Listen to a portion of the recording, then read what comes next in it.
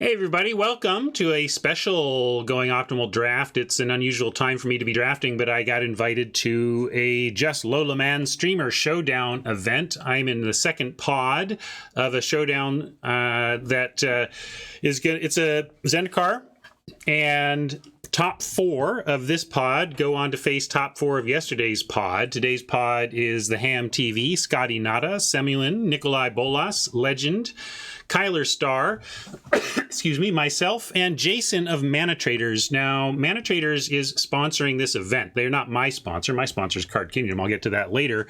But Mana Traders and Jason are providing a bounty on this event. And basically, Jason and Mana Traders have provided a $250 base purse, and then oh, hold on a second. I gotta reach out to Just Lola Man. I am Ryan in the pod, but going optimal on MTG Arena. If that's what he's asking. Anyway, sorry, a little derailing there, but the point is, not only is there a 250 base prize from Mana Traders, but also if Jason loses matches, if Jason loses a match, every time he loses a match, the prize pool goes up by $50. And if I can make it to the finals today and then 3-0 the finals, I'll take whatever the prize purse is. So this one actually has some cashola on the line, thanks to Jason and Mana Traders. That's very cool. But my sponsor, of course, is cardkingdom.com. They are a great place to get what you need for your physical card needs, whether it's a single sealed product or supplies. They're going to get you no matter what you need. And they have a great inventory. They have great buy prices, and they have great sell prices too. They really do it all. And if you at least give them a chance at your business, you are going to find that they are worthy of it. And hopefully you'll get back to them again and again like I have over the years. And I want to thank them so much for their support over the years. Thanks, Card Kingdom. And thanks, Mana Traders, for sponsoring this event. That's cool. Really cool. We are all 8 in the pod now, so just waiting for a ready check. And when we get that, I will switch over to the view for the draft. For those of you who haven't used MTGA Draft before, this is a website we use, third-party website, that allows you to draft on the website and then export your decks from the website into Arena and then use the friend system to battle. So we are basically drafting for free as long as you have a good collection or the wild cards to do it. And really, you know, here we go. I got my ready check, so I'm going to hop over to the left monitor and I'm going to say I'm ready. Here we are on MTGA Draft.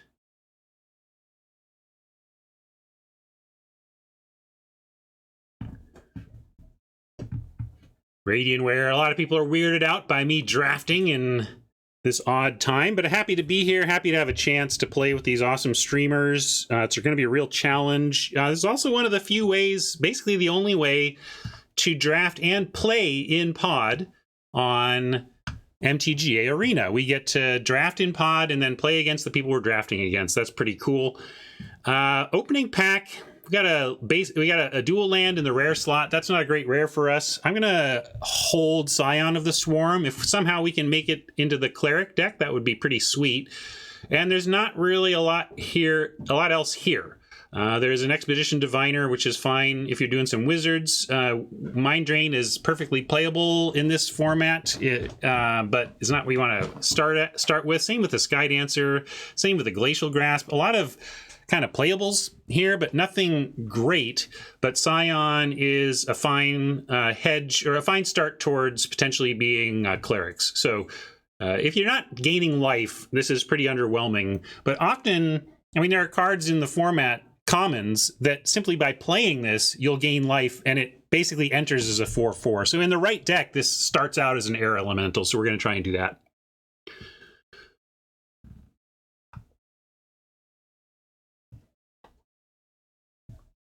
Let's see who we are passing. We got Mana Traders. Jason is passing to us. We are passing to Scotty.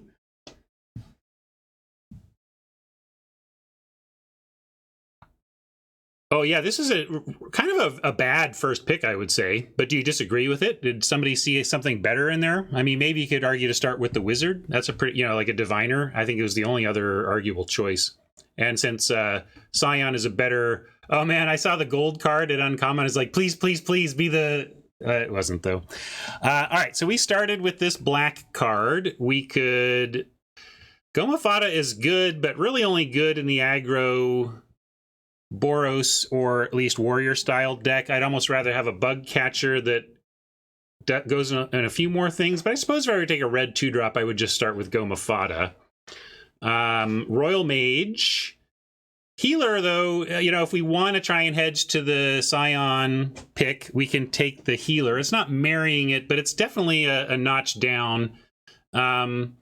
Yeah, we can take, I think, Bug Catcher feels better in the Rakdos deck because you're trying to do the party thing. But Goma Fata, when you can make falter effects and be aggro and cause oppos not to be able to block, it's quite significant. But the Royal Mage, Royal Mage is the other sweet card here. It doesn't really go with the Scion, but it's a powerful card for the style of deck I like. I think I'm going to go Goma Fata, though. That's where I'm going to go with. I'm going to go Mafata it. And here's a Bug Catcher to follow that potential plan. We've got Skulker and Champ that could wheel, and a sneaking guide. One nice thing about picking up, if we go Bug Catcher here, first, there's not really a lot else. It's not like we're passing something sweet. And the other nice thing is we could get one of these 3 back if we do stick with the Scion. But I'm not assuming red-black here. I'm just saying this is a possible wheel. The rare, I don't think this is a great reward even for getting all the way to full party. And I mean, I guess it's a 2/2. It ends up being 2 power plus. I suppose it can be pretty good if you're doing curve out. I would still rather just have the Bug Catcher and match the Vanguard. But yeah, you can take this as a cleric. It's true, it does match the Scion a little bit, but I'm going to go Bug Catcher.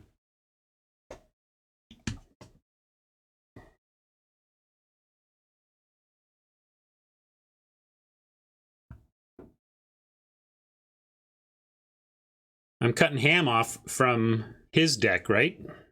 Now, Shepherd is a fine cleric if we don't want to give up on that possibility. If we're staying red, Cinderclasm is a powerful effect, but the trouble is it tends to work against its own color a lot. See the neighboring card here in the Fissure Wizard.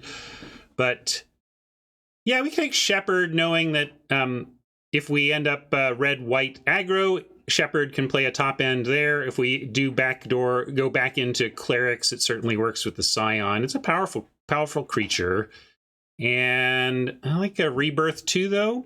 Rebirth is pretty strong as a spland here, being able to do both sides of that. But I think we can take Shepherd. Let's do Shepherd. See if we can still end up in clerics. But we have a toehold in a couple of different decks here, and Shepherd can at least go back and forth. Charix still being here is interesting. Akum Warrior excites me even more, though, given where we've started. Is that excitement correct? There's also Subtle Strike, but maybe. I mean, we don't have any blue yet, but we could. Trouble also is this Charix doesn't really map. It's a kind of like a fresh pick. It doesn't really work with anything we're doing here. I think we just take the Warrior then, right? There's Subtle Strike, but we have. I'm more solid about our red, I think, and the Warrior plan is nice there. Yeah, let's take the Spland.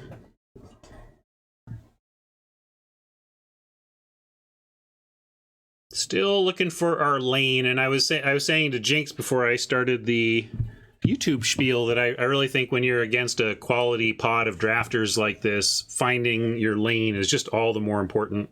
Nobody here is going to wildly misevaluate cards, so it really does become about finding and claiming a lane that's working.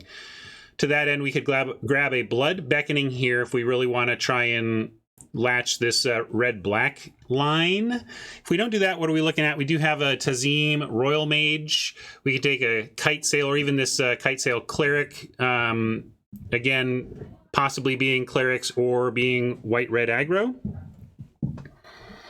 But yeah, Beckoning is awfully good, right? And Royal Mage might be the best card here, but now I'm feeling like we missed the boat on blue. Although, yeah, we could still be red-blue. I'm not going to say that, actually. If we really thought the Royal Mage was the best card here, we could take it and possibly hedge to a red-blue deck. But I'm down for the Blood Beckoning here because it's powerful enough. It's similar to this. It's the kind of 2-for-1 feeling card.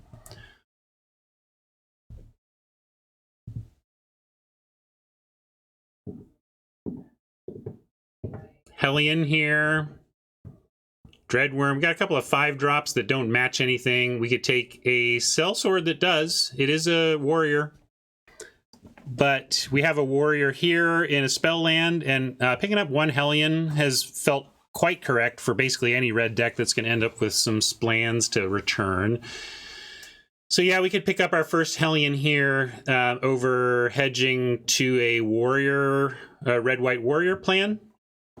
Yeah, these are similar in where I think how they could impact our end state.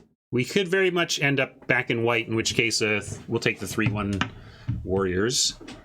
And here we go. Here's kind of a reason too. We can take a Raptor as well. Still not loving the Hellhound. Try not to play them. But Raptor is pushing us a little bit away from black here and back towards, more of a red-white aggressive bounce some lands thing. Now I want to get some nice red-white spell lands. Still haven't completely given up on black though. We could even give up on red at this point.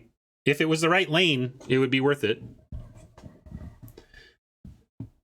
Yeah, this isn't really a great Rakdos card, but if we had enough of the 2/1 clerics Jinx, I would run it, because if you have some life gain, that thing's gonna get to air elemental status pretty easily, and that's fine.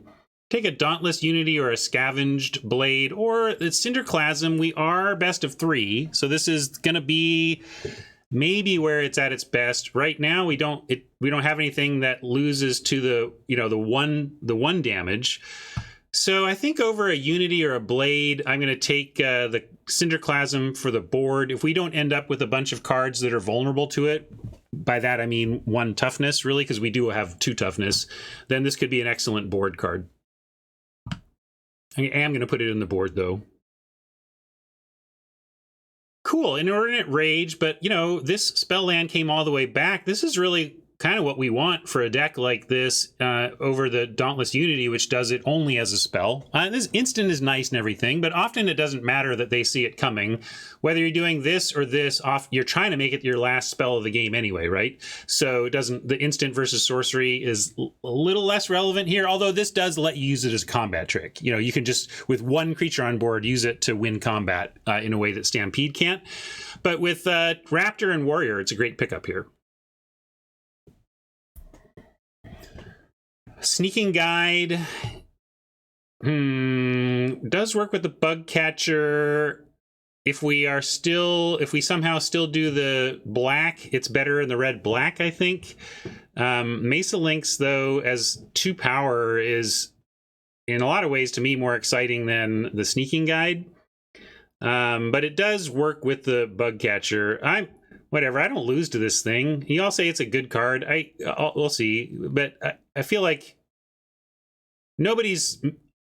it could just be the part of the elephant I'm seeing, you know what I'm saying? Which is to say, I just haven't had the same experiences with this card that you all have had. But I just beat this card so much and just don't see it in the decks of top decks I'm facing that I haven't really found a great home for it. But I could see it as part of a curve out party deck. I can see that. And maybe I'll see it today. Maybe we'll learn today the value that you all already understand. Take the Disenchant for the board, but I'm going to make sure we have our 2 drops here. And equipment last pick is not bad.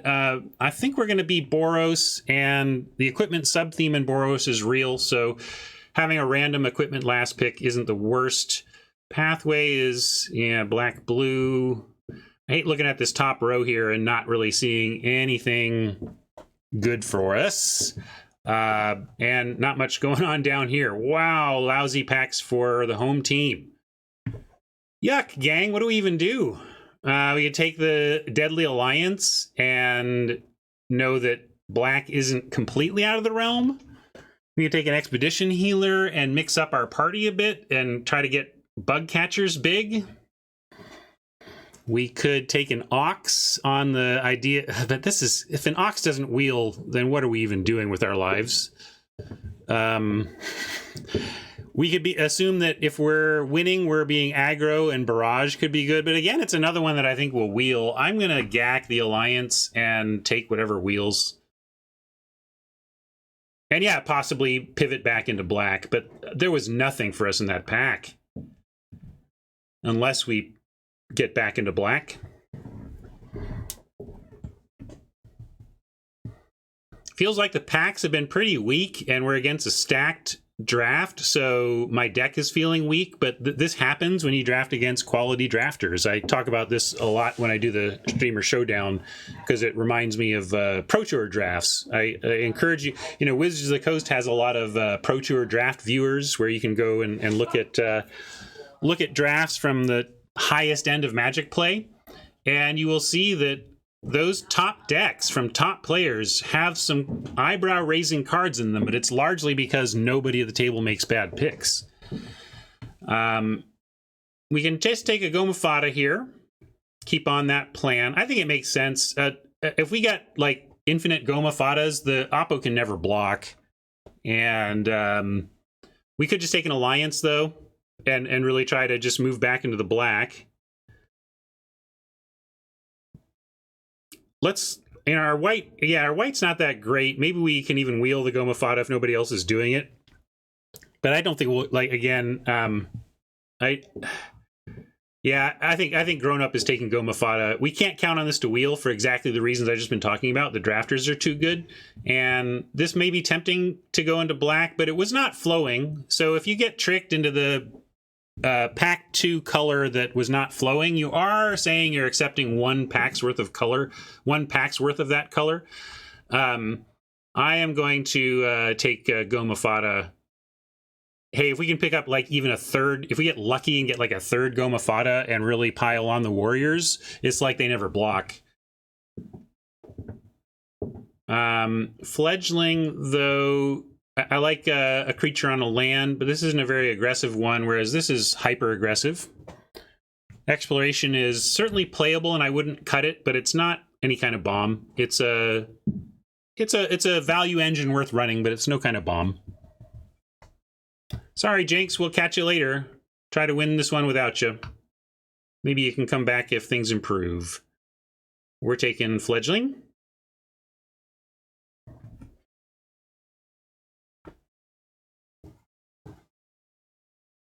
I switched to an unlimited plan and my phone stopped letting me do hotspots. I was like, oh, okay, well, it's not really unlimited, is it?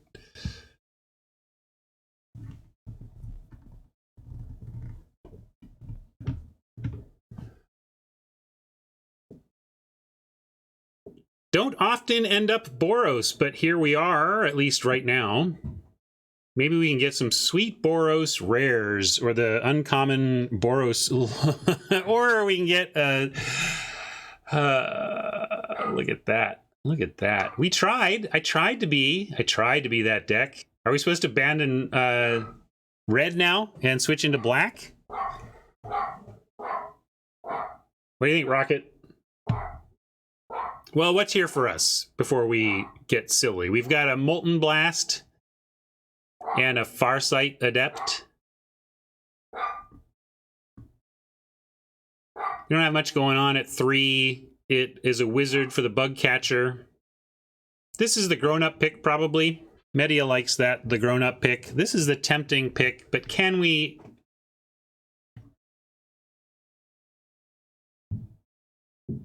Blood Beckoning, Scion, Deadly Alliance. If I had caved to the greed and taken the second Deadly Alliance, I think I would just move in on the on the aura. Yeah, we could. Maybe I'll hate draft this. You don't think it is? All right, I'll be a grown up. I'll be a grown up, but I don't like. I think maybe I'm supposed to be a pouty child. Look, we could have even taken a celebrant. We could be there. Darn it! I don't know. Tough to say. But now we're on like Scorch Rider.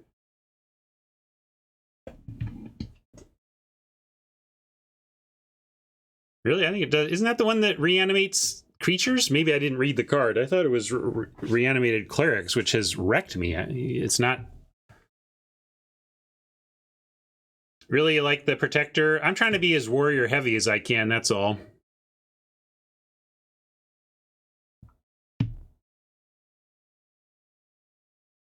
I really want to make these Goma Fadas work, but I suppose Scorch Rider is pretty underwhelming.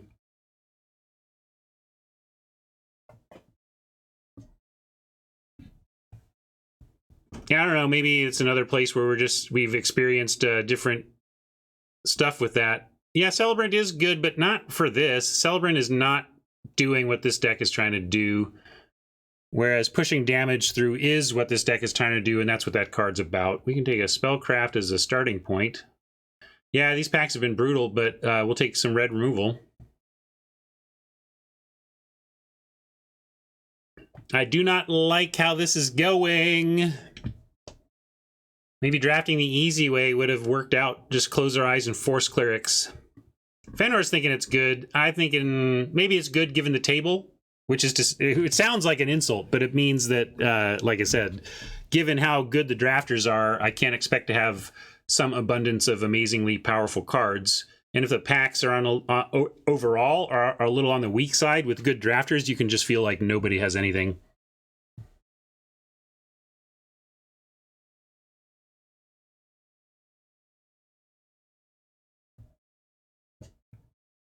I hope you're right. Like we're doing nothing at 4. There's this weird empty hole at 4. Well, is this worth playing in any red deck just because you fire off some instants and stuff here and there, and it's a lightning rod and a hill giant at its base? I guess I think I like it over a Farsight, and for also putting something in the 4 hole and for cutting this from somebody else. You want another Adept? I'm taking it. I'm going to take the Sorcerer, and we'll get more Adepts later. I think Sorcerer is not even. It's also okay on the take it from the Wizard deck plan. Really? You think we're literally just trying to... What do you mean we don't want to play 4s? So you think we're not playing Shepherd or Hellion or Spellcraft? What does that mean? I'm going to take another Stampede over Ox or Lagak.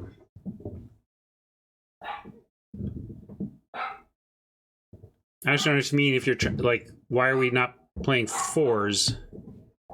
Certainly not the top end we want, but I just don't understand the comment of 4s unless you all are suggesting we're not playing any of this except the Stampedes.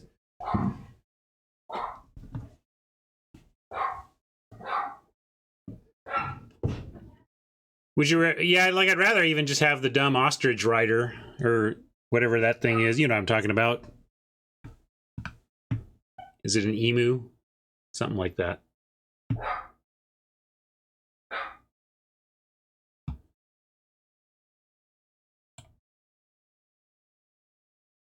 Well,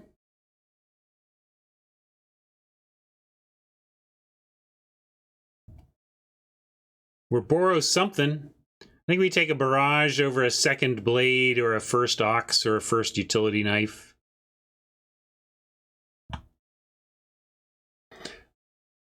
I thought we had a... Oh, maybe that was our first Blade I should have taken it. For some reason I thought it was our second Blade, but I guess we had Kite Sail was the equipment we picked up.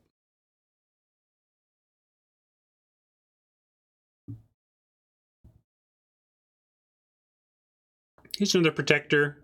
We are still light at 3s, so it's fine. I don't think Rubblefort is playable in anything.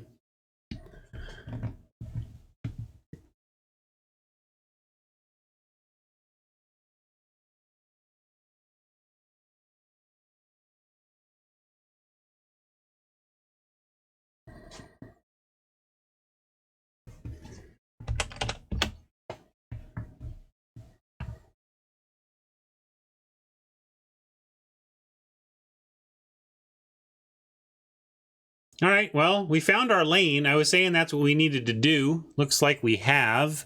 Here's another opportunity for a blade. I have 2 of the Stampede, so I'm not feeling a heavy need for a Unity. We already have a Strike. We are hoping to play as few of these as possible. You want to pick up the Strike? I guess. We just already have 1. How many are we going to play? I guess if we get super low down, we could see playing multiples of these. All right, fine. I feel like it's one of those 2, and it didn't matter too much to me which.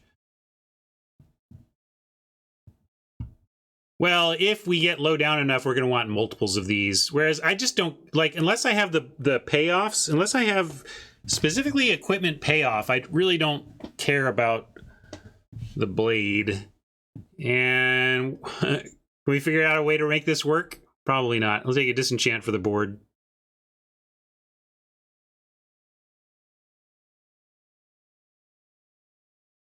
Voice. Probably not. Doesn't see much play in this format. Ooh, Intimidator is a fine place to start for us. Bugcatcher would be a nice wheel. Champ would be a nice wheel, but we didn't wheel the other Champ. I feel like we might even be up against another Boros player. Like somebody watching the Octo draft probably knows who it is, but I don't know. We'll see. But my sense is that there may be another Boros drafter out there because of what's not wheeling and what we're not seeing in terms of like any of the gold stuff. Yeah, I don't know. I might be wrong, but it might just be that we're up against multiple red drafters who are willing to take warriors. But Expedition Champ is a very specific card that most decks don't want.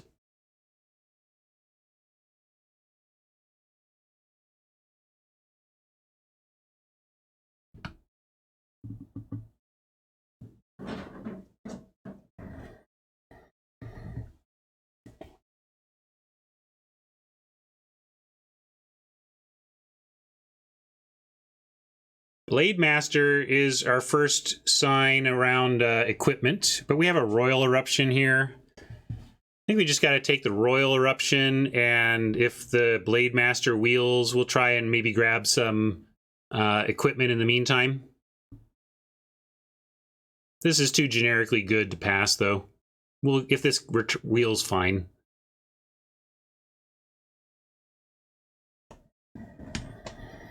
We just drafted the best card in our deck, like pack 3, pick 4, whatever. Maybe that wasn't 4.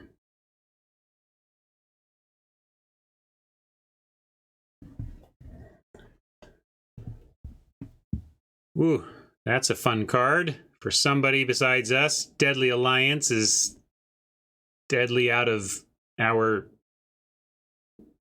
place we want it to be. Scorch Rider, pack 3, pick 3? Really? Ugh. Really? You take Intimidator over Royal? I don't think so. I think I'd take Royal still. Intimidator is good, but still just a aggro 2-drop. Yeah, maybe we just want the Felidar. I'm thinking Warriors are that important, though. Do you think this is that much better? Maybe we wheel the Rider? I just really want Warriors with the double Goma.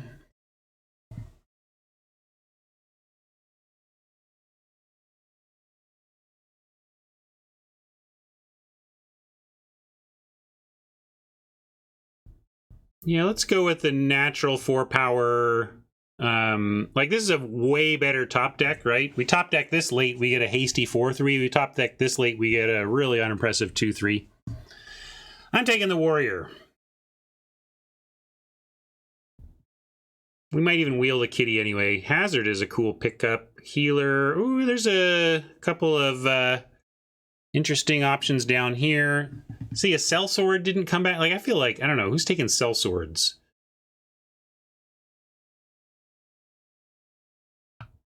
But we're going to wait for Samulin to hopefully come back here. And I'm taking the Hazard. If we can wheel something out of this, great. We don't have a lot of removal. We've got a Spellcraft already. We've got a Royal Eruption. And now we have a Hazard.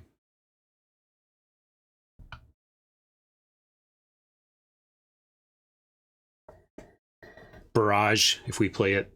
Don't think we're playing this Wildfire.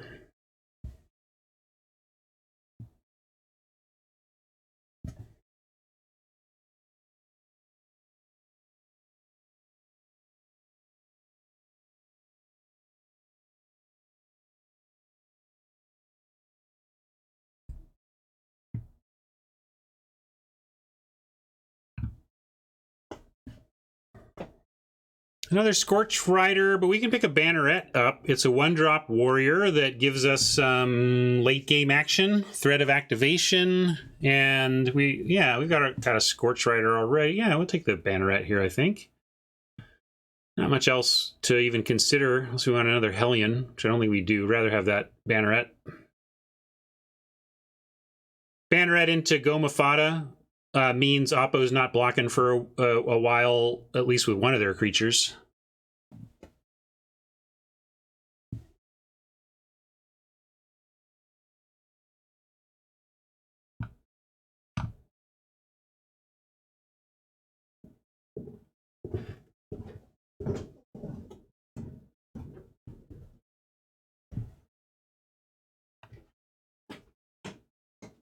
Interesting. We've got another Angel Heart Protector. We were talking about how that punches through damage. Raptor would give us another low drop to bounce back our Stampedes for the finishing blow. And Electromancer for powering out some additional 2s on turn 3. Yeah, if we can go Warrior, Electromancer, second Warrior, that's actually a very aggressive curve out for the deck. So let's take, Electromancer. I like it.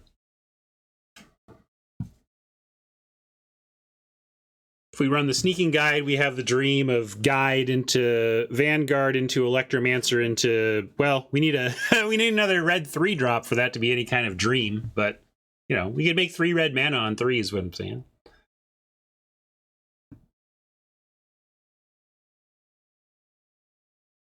Tactics could get some things dead here. I don't know how many things we need in terms of Resolute Strike and Tactics. Like, we've already got 2 strikes. But what else are we taking here? Take a Kite Sail in case we do wheel the double strike uncommon.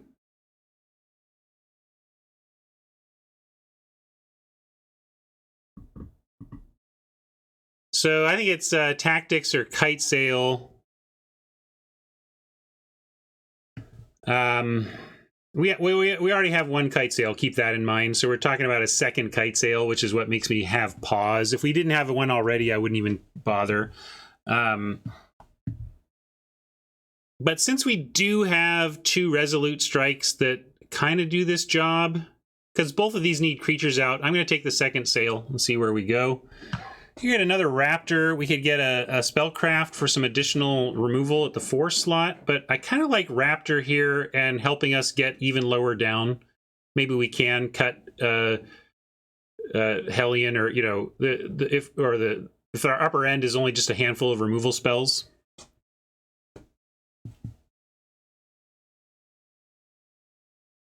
Because you know, you can think of these as if the spell lands aren't even part of the equation, our curve is starting to look more like this. You could cut a Shepherd if we wanted to do that, and then just have like Spellcraft and Hellion at the high end. Okay, Expedition Champ or another Hazard. I think we want the Champ actually.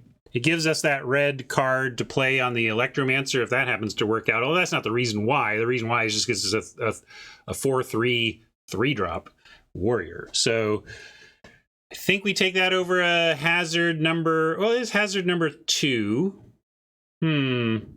Any objections?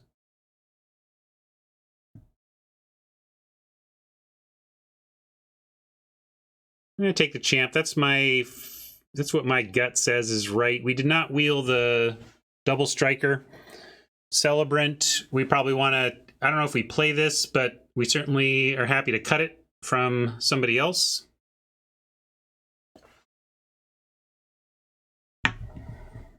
You like Shepherd over Hellion?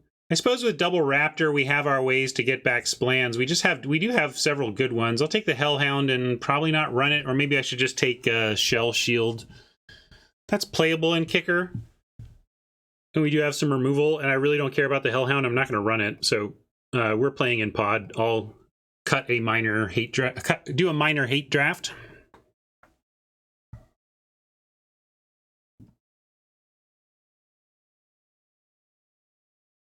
I wouldn't even bother with that in regular arena drafting. Oh, wow, look. What do you like? 2-drop Warrior or 3-drop Wiz? If we get the cell sword, we like cut the mesa links. I think I'm going to take the 2. Try and cut the links. Another barrage. Maybe we play it. Maybe we're just going ham on this one. See what I did there?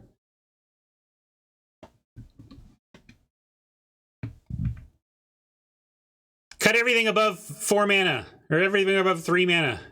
Boom, done.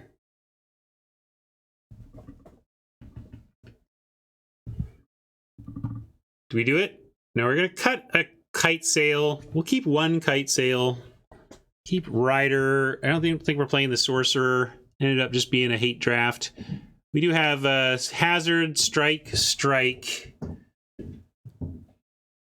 don't think we're playing Pressure Point. Maybe 1 Barrage. 5. Yeah, that's not enough. We have like 5, 6 things that trigger it. That's not enough. It would be a Lightning Rod, but thank you for the sub. Intangible. Appreciate it.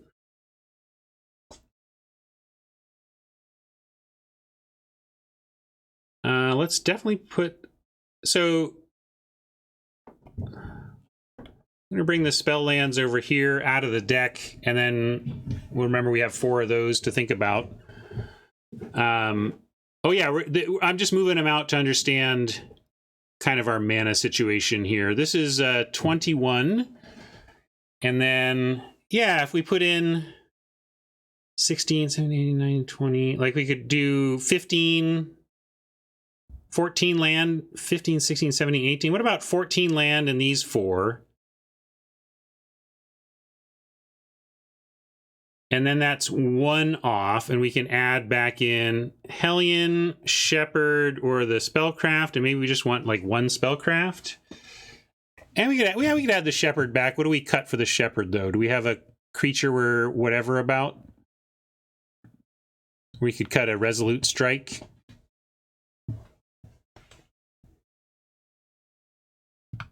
Is that fair? This would be 14, yeah, 15, 16, 16, 17, 18 lands. Cut the Sizzling Barrage. Yeah, I guess that's worse than Resolute Strike, at the very least. Good call. Okay, let's try that. Here we are. Back in client. I need to give some audio here.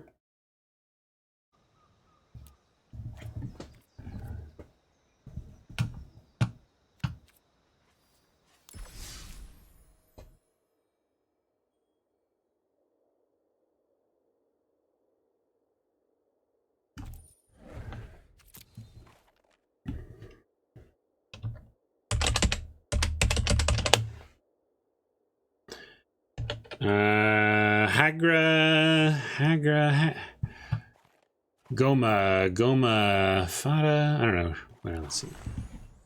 Don't know what we play first. Let's see if we have brackets yet.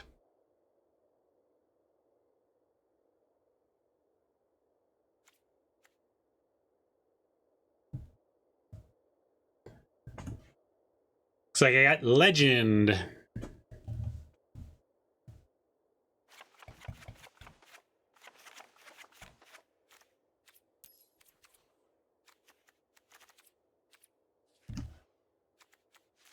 Just gonna go with Avons today.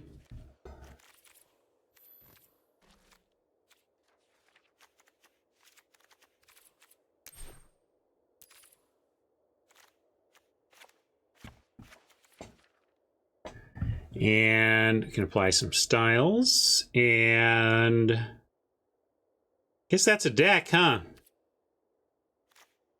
But I want to name it something more interesting. Vanguard, Warriors, come out and play. How about that?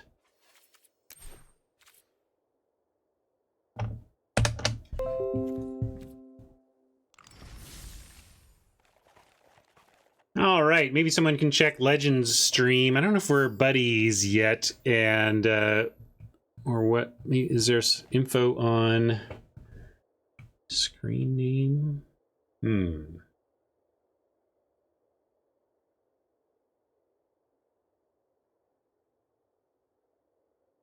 Also, apparently there's a way to see, like, the decks. I never looked at the decks before. Goma Pile is very good Radianware. I salute you.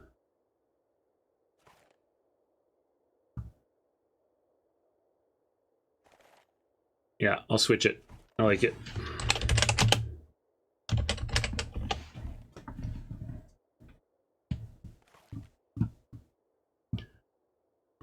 Let's see. Let me get into... Let me share my profile information so maybe they can find me. Oops. Come on. I hate it when I do the accidental command that brings up a bunch of code gibberish that I have no idea what it means.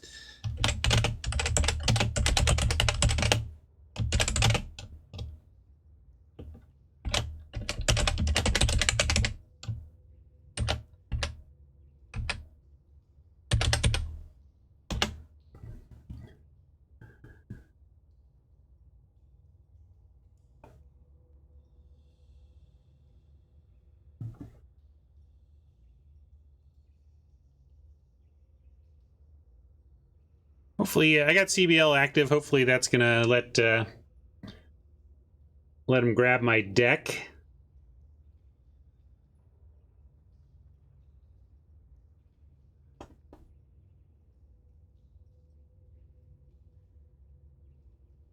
And so yeah, we're waiting. I don't know if anybody wants to check on Legends side of things.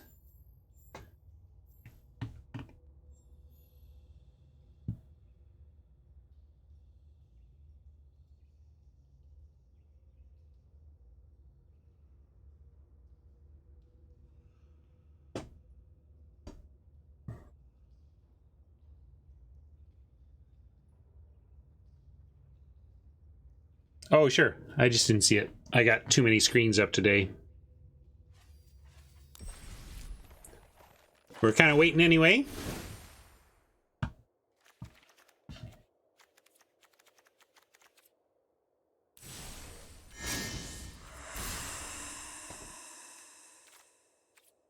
Oh, and somebody do something else for that? What was on the box?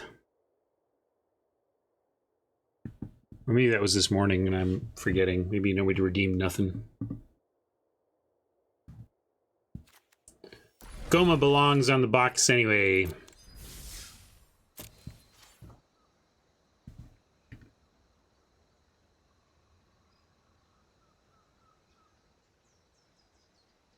Checking on Discord. Okay, there we go. Legend is at least giving me that info, so I'll do this.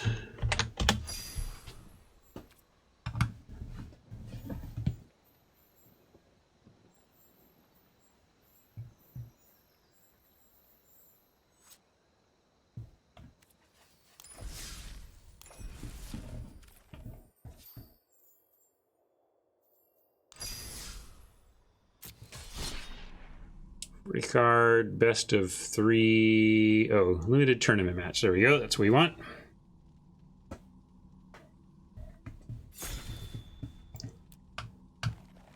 All right, here we go.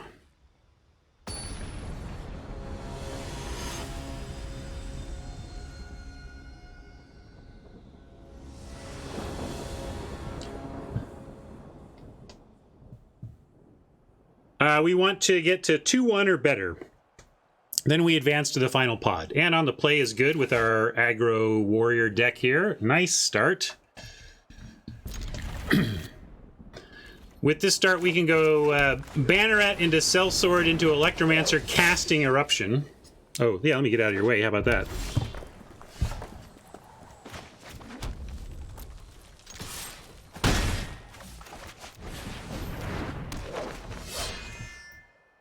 Play a good 2-drop, I dare you.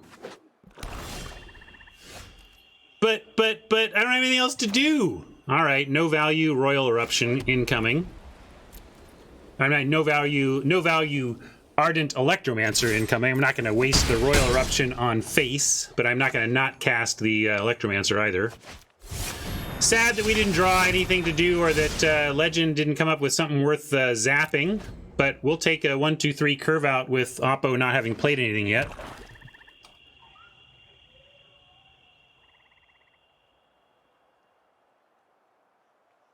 No, I cast this, and we get 2 mana floating. 2 mana floating was enough for Royal Eruption, but certainly not for a Seagate pump.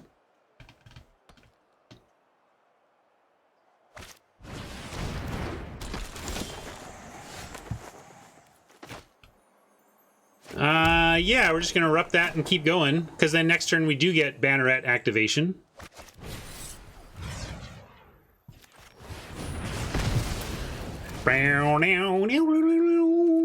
Eddie Van Halen, Eddie Van Halen! Wow!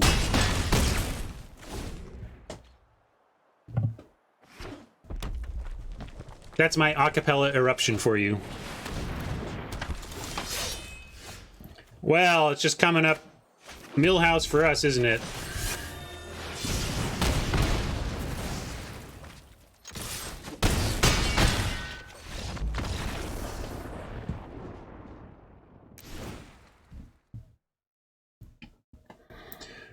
Boros curve out on the play can do some stuff, it turns out.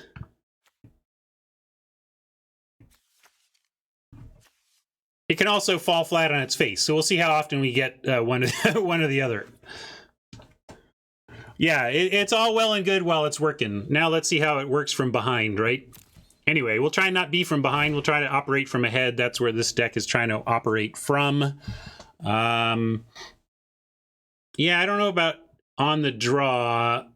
We could use maybe a pressure point to tap stuff down to get more damage through without losing a card.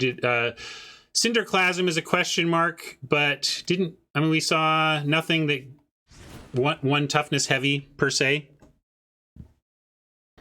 I don't think we have anything to change. I'll take suggestions, but we're only playing our white, red, and colorless, and we're not bringing in disenchant. We're not.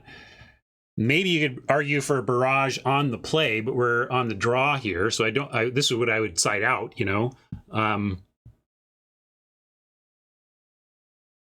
Well, neither are in. We have pressure point and Clasm in the sideboard. Or is there something in here that also says Clasm that I'm not reading?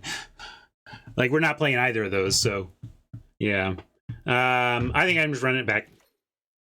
Let's see if we can get some more info on this deck before we just...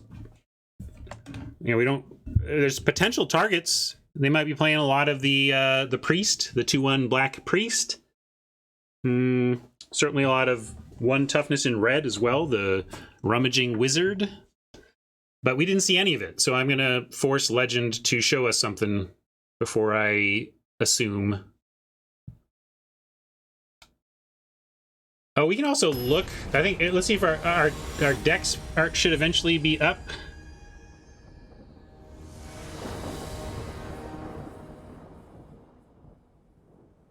There should be some way to look at decks. I've never done that in the past, but we don't have a 1-drop, but we got the 2 to the 3 to the possible 4 here if we get some land. And by 4, I mean Resolute Strike plus another 3. And just to make it straightforward, we'll do this. It's Craig from Canada. Thanks, Craig.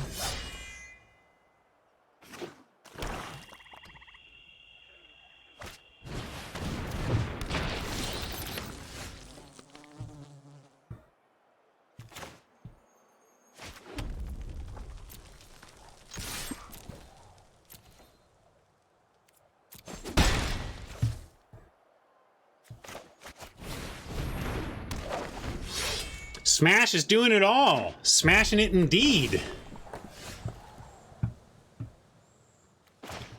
Let's see. We don't have a play if we use the Resolute Strike this turn. Oppo showing 3 mana open. Makes me think we send Banneret only and have Resolute Strike in case of shenanigans. I'm thinking Subtle Strike could happen here. This looks like a subtle strike potential situation to me. But I don't... Banneret makes Legend move first. Sellsword, blocked by Gloomhunter, makes us move first. So I'm not going to risk it into the open mana here. And rather than set back our mana, I will... I mean, not that we don't... It's a May. It's a May. Maybe I'm supposed to do this to not help Legend right now, but this attacks for the most. Although this prevents an attack from the Gloomhunter, which would then also prevent the lifelink. Interesting. I think I'll go Raptor, no land bounce. I mean, the thing is, with 5 basics out of 14, mind you, 5 basics out of our 14.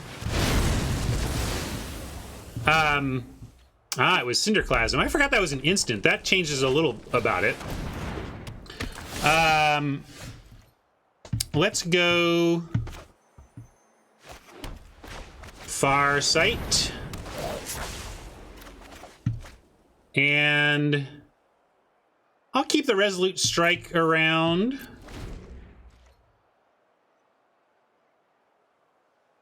That looked rough for us, but it was a 2 for 3. You know, we got our 3 cards, Legends 2. That's not great for us, but it can feel like a huge blowout when one spell takes out 3 of your creatures. But in that case, it was 1 to the good for Legend on that. And now another Raptor. That's funny. Adept would have been much better, right? For game 3, we'll keep that in mind. That we want to keep in mind playing stuff that survives the Clasm. And then let's see here. Though we're going like this. We're gonna hook this up to the flyer if we can. Note the pausing. So Legend has some sort of instant here, and then we'll see what happens after this.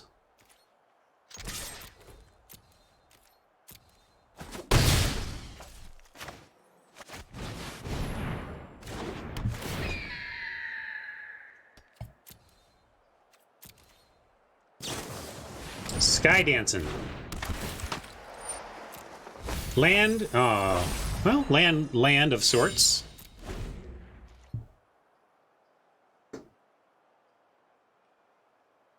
So we can add on 4 right now in the air, attacking for 9 total, plus a Resolute Strike for 11.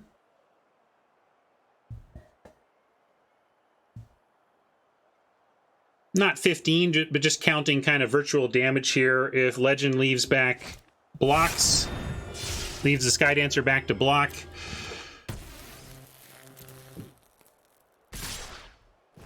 Let's see, this is an interesting race question, because we can make a 4/4 here, eat the Sky Dancer. We lose 2 on our potential face damage. We take 9 and go to 11. We can Stampede back for 9 and drop Legend to 6. That is not threatening lethal on 1 more attack, but I still think that's the play here.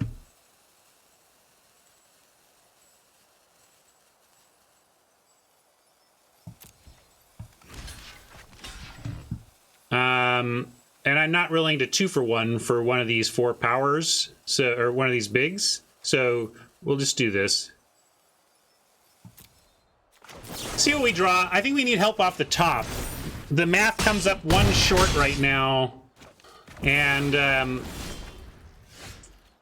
but that's interesting. We get, although that's 2 mana, so I guess we attack in the air here. We can threaten to block the Rider, and then we do have the kind of the crackback potential after that. Anyway, we're gonna attack an Electromancer here.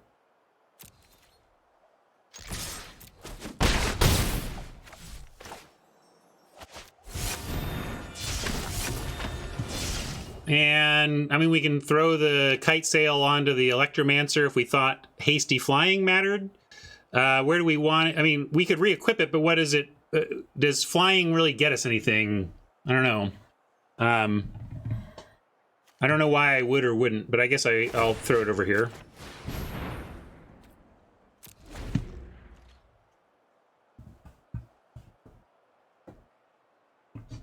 Yeah, it is better against Zagras, but if they kill this, or I decide I want to block with this, then I need to re-equip, and I can't do the Stampede. So maybe I should have just left it on the Adept if I wanted to have the option of blocking with the Electromancer, because now I'm feeling like I've kind of taken blocking with Electromancer off the table.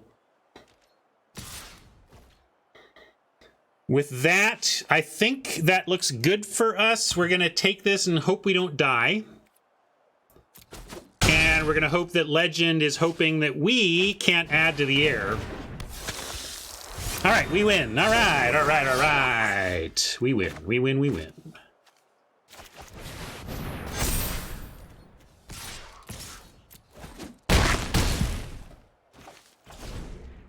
Oh, maybe we don't win. Oh, did I do my math? My math was terrible. I thought we won. Bad math on my part. Wow, embarrassing. Embarrassing to bad math it.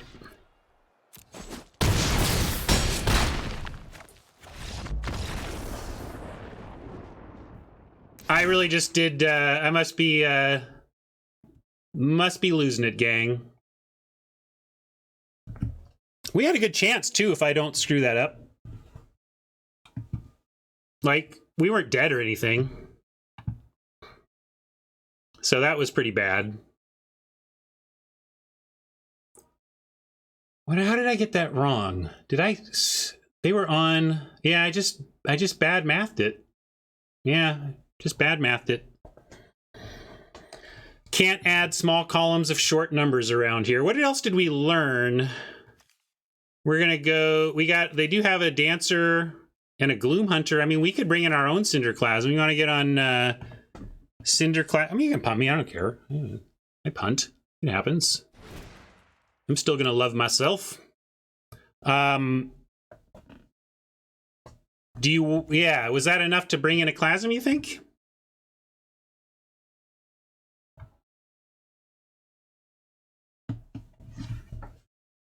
Did they gain?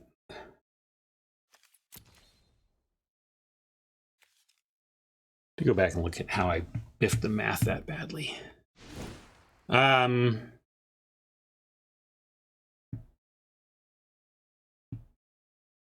Interesting. They're running the Clasm and still running their own 1 toughness creatures. It's really non-bowish. They must think it's really.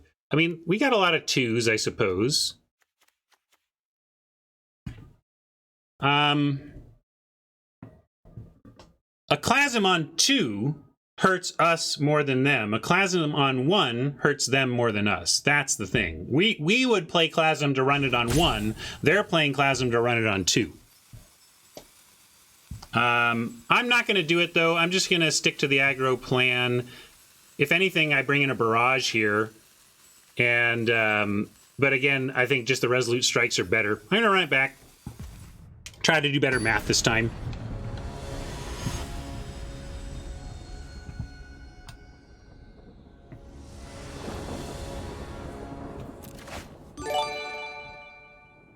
All right.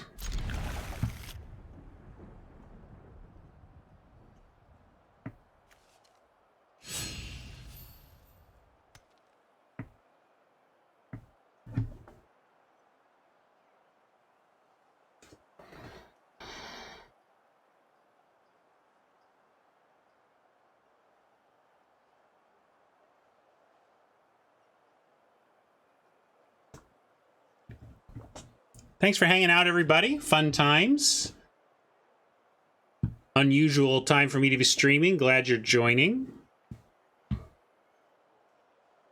Thanks to Mana Traders for sponsoring this event with a prize purse, and thanks to my sponsor, Card Kingdom, for being their usual awesomeness.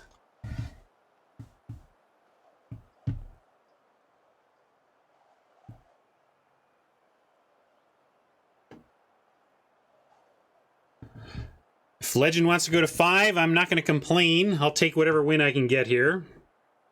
Sounds like they're tanking. I mean, it sounds, but having mulled once and now pausing, maybe hashing it out with their chat.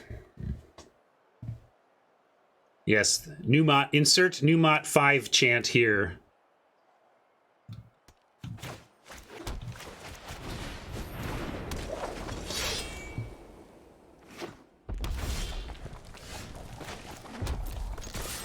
No twos is real painful, but we had to keep the hand. I bet no twos is extra painful for Legend, though. And with land, at least we get to go Protector into Rider, so now we're going to be curving. Gotta watch out. Now they could 2 for 1. If Legend goes 2 for 1 Cinderclasm here, we salute that and move on. And still gotta watch out for it. Champ on 3 says Cinderclasm still good. And I think I'm gonna test the waters a little bit. I think if Legend takes the Angel Heart attack, then we should assume Cinderclasm is in there. If there's a trade, they probably haven't drawn Cinderclasm yet.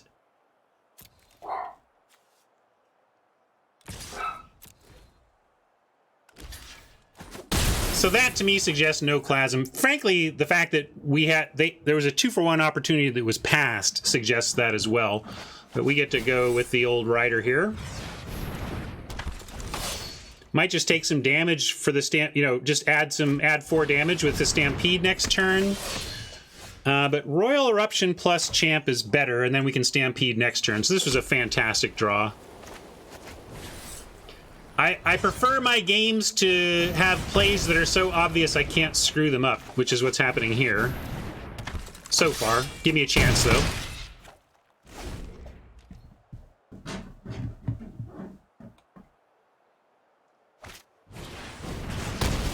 Rebuked. Also, it's not lost on me that Legend is indeed stuck on not only 3 mana, but 1 color. So if we can't come up with the win here, it's because we petered out at just the wrong time. Close to being able to pump here, but not quite.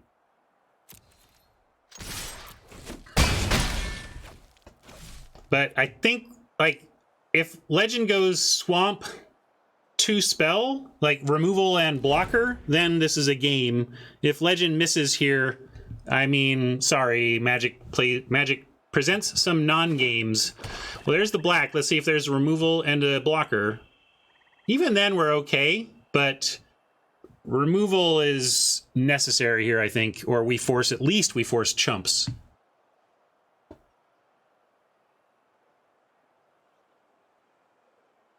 But we're also down to this, so imagine like a feed on the Scorch Rider. So we get +2, we get a 3/4 at the smallest. So at smallest, well, we have 2 creatures at 4 toughness that both trade. They live. No, I think we just. Well, now it doesn't matter. Now it doesn't matter if we win or not.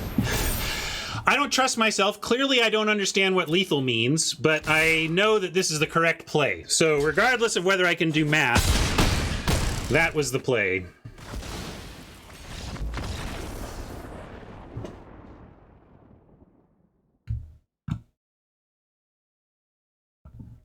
There you go. Just get me into lethal situations where the math is irrelevant and I do okay.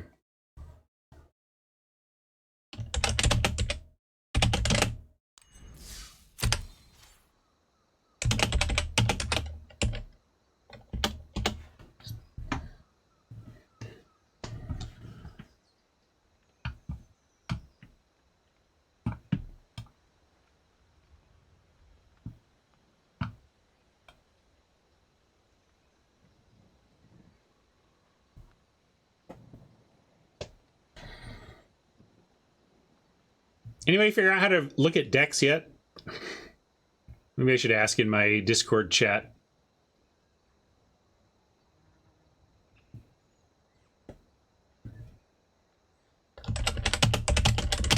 We could look at the other opposing decks together.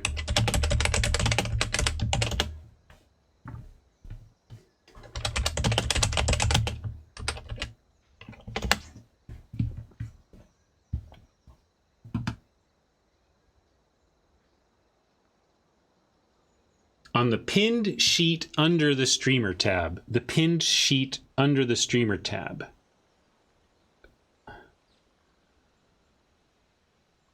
Deck, here we go. Okay, got it.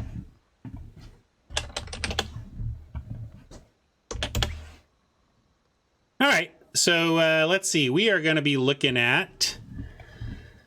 first, I'm going to look at the pairings. So we're going to be playing the winner of Semilin and Scotty Nada. So I'm going to go back to left monitor view. Drop this. Pull this. We're going to pop this over here now. And we'll do some scouting, because it's allowed. This is not cheating, if anybody's worried. These are known posted deck lists. We go to the streamer tab, and let's see. We are... What did I say? We were looking at Semilin versus who? Scotty. So let's look at this. Let's look at this. So, who is, wait, was this? All right, Scotty's got the kicker. Wow, looks good. I like Scotty's deck. You maybe can't see it well. Let me zoom a bit. Except now is there no scroll here? Okay, I guess no scroll.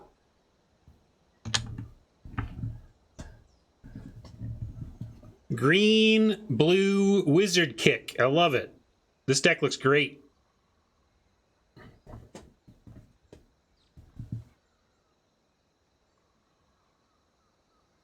Well, we largely passed to him, so this kind of could have been our deck. I mean, we passed most of this stuff to, to him. I don't love the deliberates, but everything else in here looks fantastic. 2 relic amulets. Glad we got 1 win, because if we have to play this, I don't think we're winning. We see, maybe we can get underneath it, but yikes, this deck looks good. Yeah, Media thinks this is favorable for us, because you can race amulets, but if they get, we need to slam him dead, or if we let Scotty get to turn 6, we're probably in trouble. Yeah, not that amulet and that amulet, but we are aggressive, and the way you can beat an amulet is to overload it. Because the first shot, the first thing dead from Amulet was 4 mana. And 4 mana for a removal spell is only medium. It's only when it starts piling on extra kills that it gets stupid. So keep that in mind.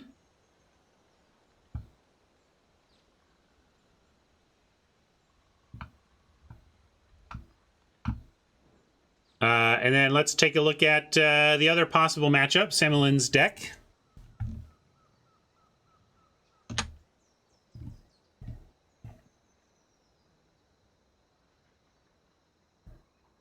Green, black here. Some sack your stuff going on. Nectar Pot I don't love, but Survivor, Gnarlid Colony, and Skeleton are all fine at 2. Taunting Arbor Mage is pretty great. Baloth, a couple of Scythe Kitties. Bitey Bite, Vanquish, Thwart, Surge.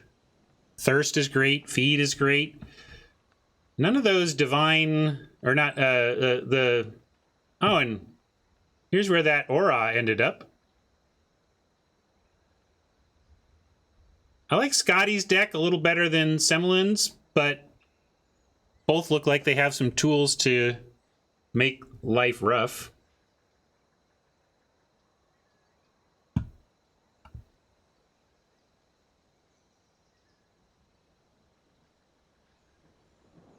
Well, there's a Plains in the main, because it's got the aura.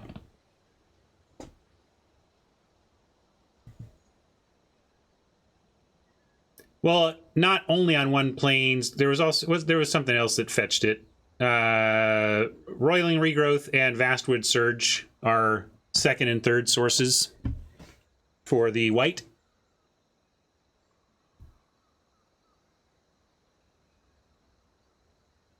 Reasonable stuff in the board and Blood Price and Baloth, especially Baloth, Mind Drain there.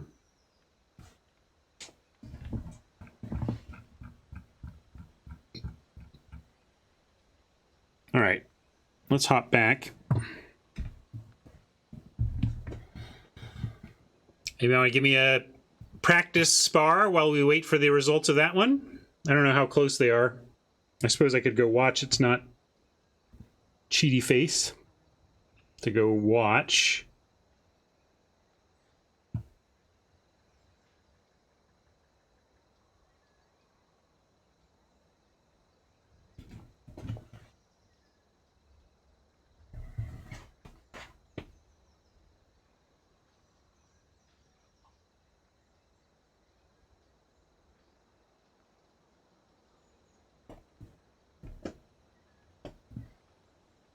And this is third game or whatever hat, so we're close. I'll just leave it then. Hope you all are having a nice night. Well, it's night for... closing on night for most people on the East Coast. It's early evening, late afternoon here in Seattle. I'm in my basement, though, so somehow... because I'm streaming... because I streamed and stopped and then started streaming again, it feels like it's got to be like 8 o'clock for me or something.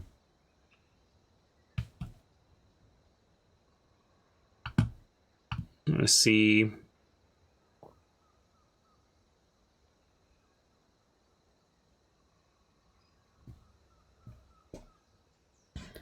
Is Razor here?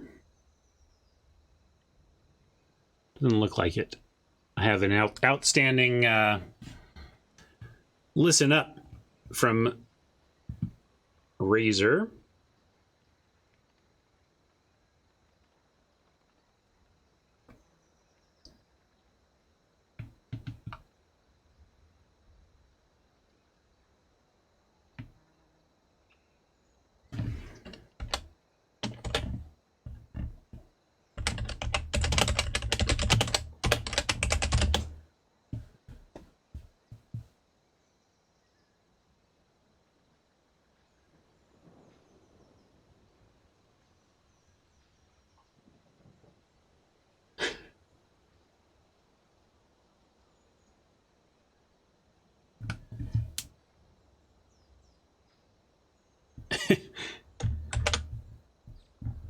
Here's you. If I were to have a smoking jacket hat, it would be one of these.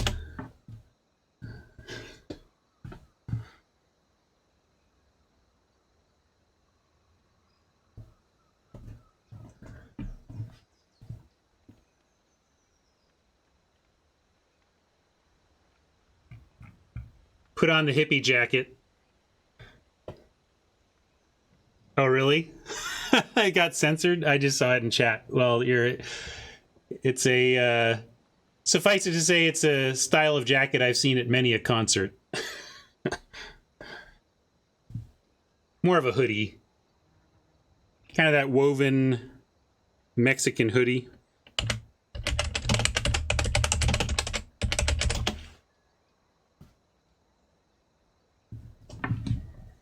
Hey, Rob.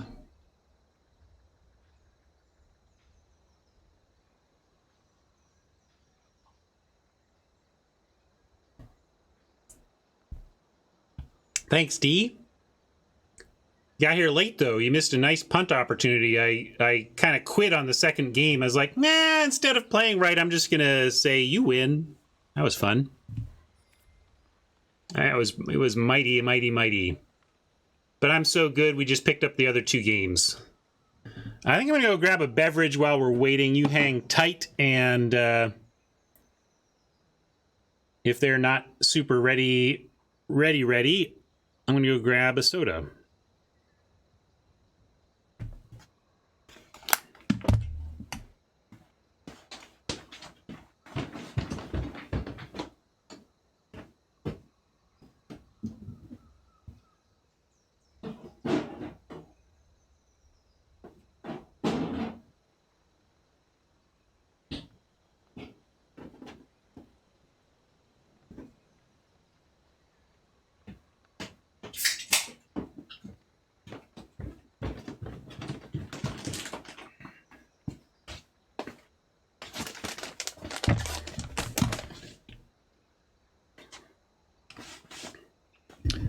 How do you like afternoon hair versus morning hair? Evening hair gets even crazier. Is the Osmonds driving you crazy? It's hard to keep all these super straight, honestly.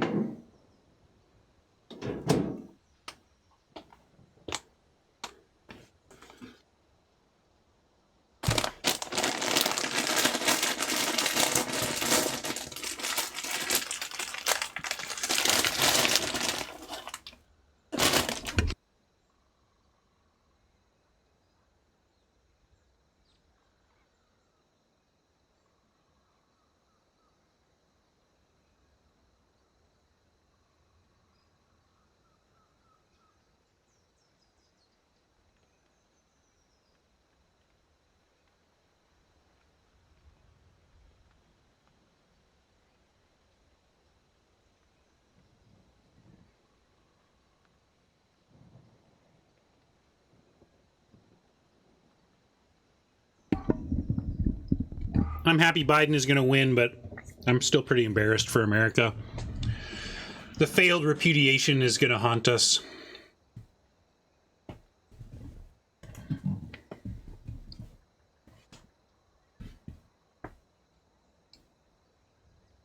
That's many, many millions of people willing to co-sign what that man has done. But, yes, we're waiting, and nothing to do but wait on everything.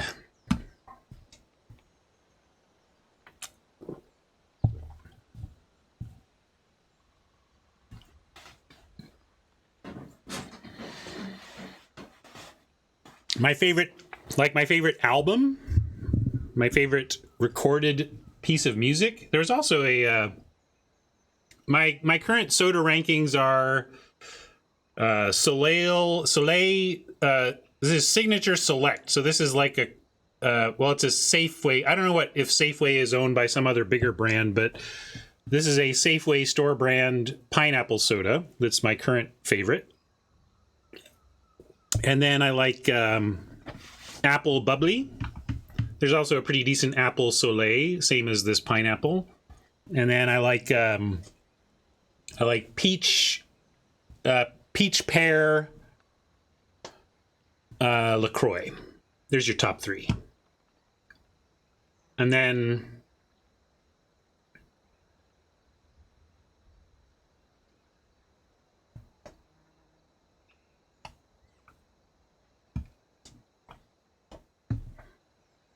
repudiation is when you really say something is awful, to strongly reject something.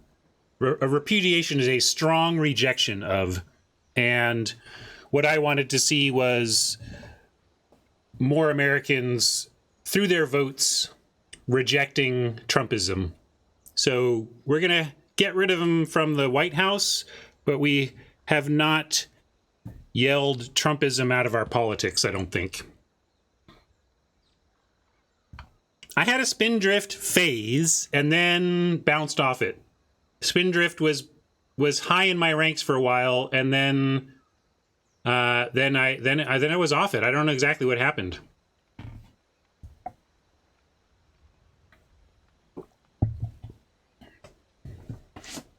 Scotty Nada. Well, I'm not surprised that deck looked bonkers, but we're going to try to get underneath it. So we know Scotty's got a nice kicker deck, and we're going to see if we can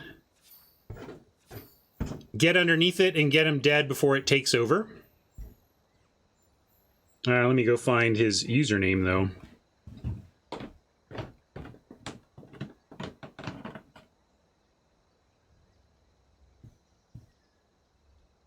If anybody knows it, you can paste it and I'll find it. I did a bunch of math. I think Biden's going to pretty easily is going to take Pennsylvania and Nevada, so it's going to be hard for Trump to do anything about that.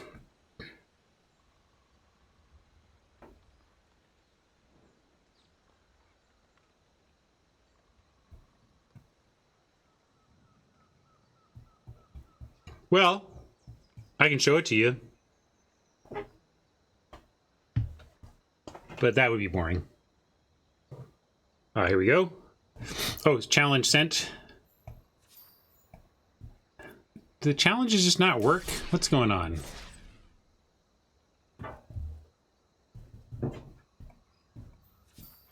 I mean...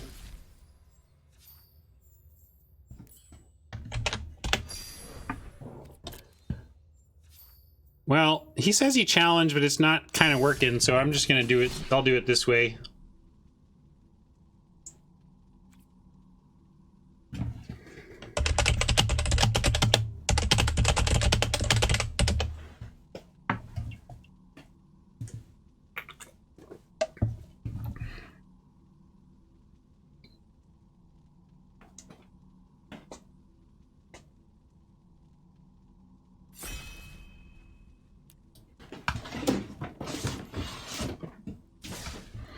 But basically, I looked at the percentage of votes uncounted, the trending of those votes, and the gap it would create in the remaining votes, and that makes it pretty clear that Biden's got Pennsylvania and Nevada. All right, got the play again. Nice. Thank you for the scene reminder. Let's get over here. All right, good, good, good. How greedy to be? I'm going to not be that greedy. I'll keep the hazard, and I'm going to play the Stampede as land. We do have 2 of the Raptors, right? So we can get the Stampede back anyway. Maybe you go hazard turn 1. I think hazard has the better chance of being useful early, although we do know the deck. Does Scotty really have any targets for the hazard?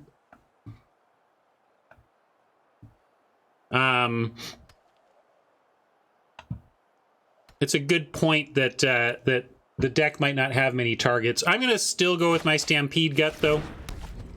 We may be able to combine it with something to finish something off that's important or something.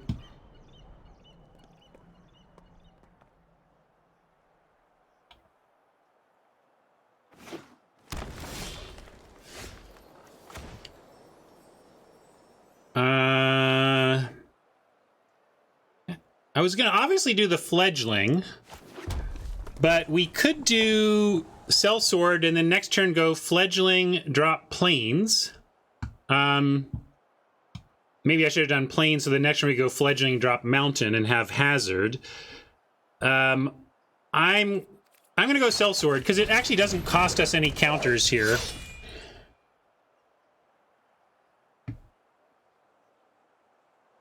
And we might go Fledgling, Hazard, tapped. Yeah, Fledgling into Champ may have been correct. Maybe I messed it up and was supposed to go into Champ here. Hey, but look, we get a Hazard. So let's, and we got this Mountain, so let's just do it all. We go Fledgling, Mountain, Hazard, and we'll do the Champ next turn.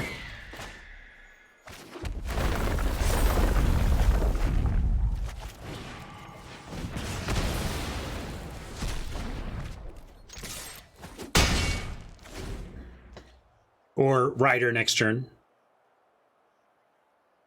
Even better would be to draw a the Pump Spell. 1 mana Pump Spell and go Champ, hold up Pump Spell.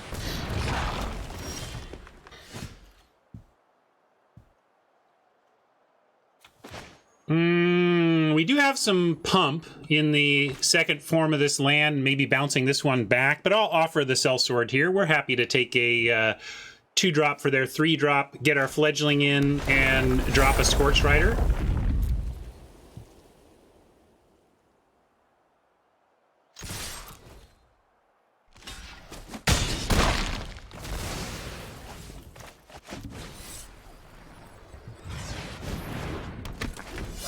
And we got a lot of draws in our 1 and 2 slot we can find to cast alongside the Champ if we get lucky.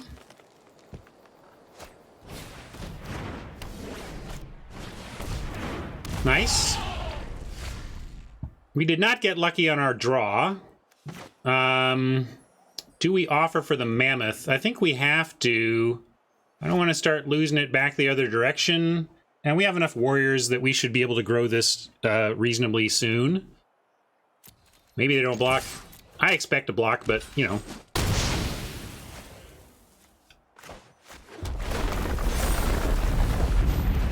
We do have a disenchant in the board we can consider for the snare. Kind of like to see something else, but maybe that's enough.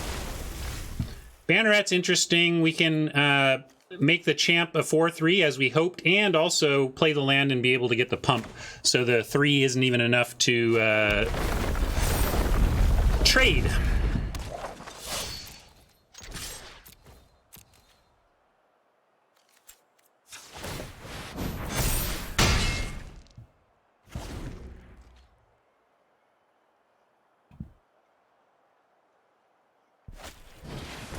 Deliberate's good. Scotty spending half his current mana to search for an answer and then bottoming twice has got to be a good sign for us.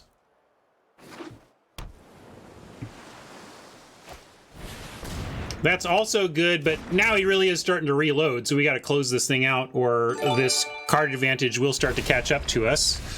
Catcher is nice, and I like sending in...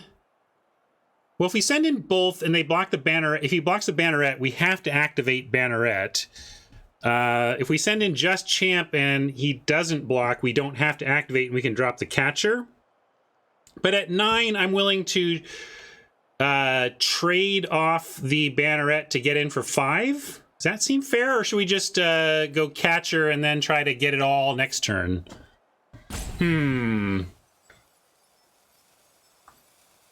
What about Champ alone? And then I'm going to go Champ alone.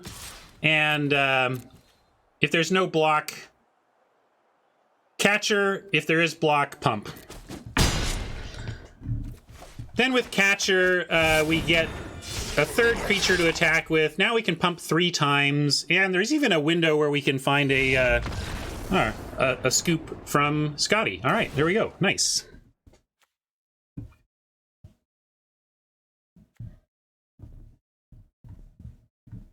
300 prize now. Nice, nice. All right, we knew the deck. We could even look at the whole thing. I guess that's what we should do. Let's go to the tape. Look at this deck. Scotty Nada. Here's the deck we're looking at. You can go look yourself if you want. Oh, thank you. Somebody already did the work. Media said 4 disenchant targets. That's good enough. Let's bring that in. And let's cut like our least favorite spell. Maybe it's Kite Sail, just because this deck has flyers anyway, so our Kite Sail is not going to be at its best. Especially on the draw. So yeah, I like that. Let's do that. Maybe I was supposed to look closer at possible... I didn't think of Cinderclasm 2, but let's see. I don't think it's a Cinderclasm opponent. They got 2... He's got 2 Royal Mages. But that's really it, right? Yeah, truly that's it. So we kind of got lucky to have a naked target for the Spikefield Hazard anyway. Looks like mostly Spikefield is going to help finish something off rather than be a 1-for-1 anywhere. Which does increase my likelihood of playing it as a land.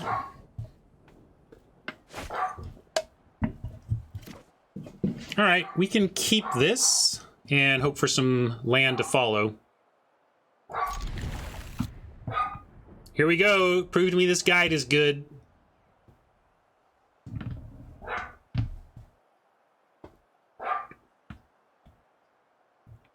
Oh yeah, I forgot about the amulets. The amulets are a reason enough to bring in the disenchant, huh? In fact, maybe we got to be careful about using our disenchant on something as silly as a bubble. Oops. I saw the white was like, I play my... Yeah, sorry, I got there. I just trying to give you a heart attack, that's all. Just making you scared.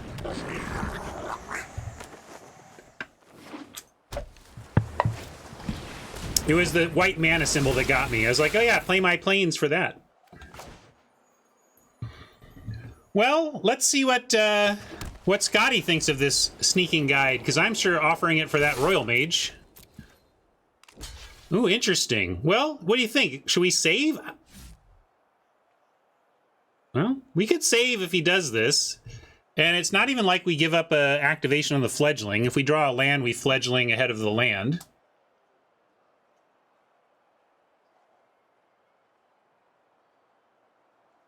But yeah, like I'd be fine with the trade, so... I mean, I'm playing this partly because you all are telling me that it's better than I think, so you know I'm inclined to trade it.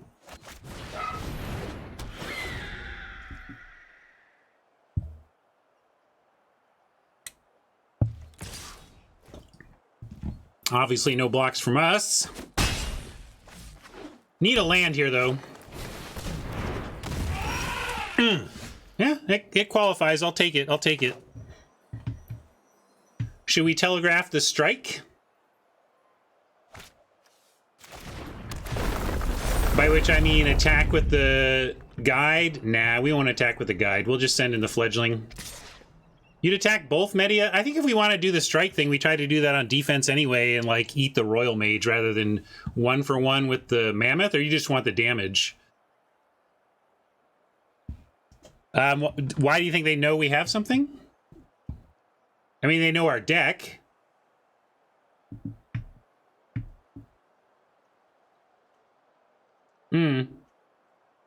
That's fair. I don't want to 2-for-1 myself though quite yet. I don't think it's worth that. I'm going to send in the one attacker, and if we use the strike, I'll do it on the Royal Mage and try and actually just 1-for-1. And I'm looking at, we got Chilling Trap to worry about on that front. Double Chilling Trap could get there.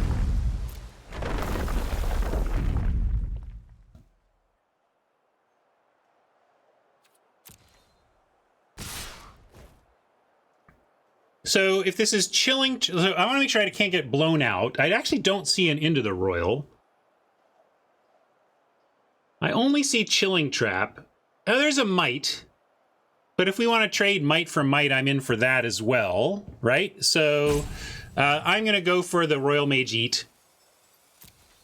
I'm either trading for a Royal Mage or a Chilling Trap. Chilling Trap would be the worst because they get a card off of it and we don't. We can also just offer this trade again. We won't even need to save it. Maybe that's what's correct. And then if we don't draw a land, we even have Raptor, return basic land, return plains, and then have... Yeah, so...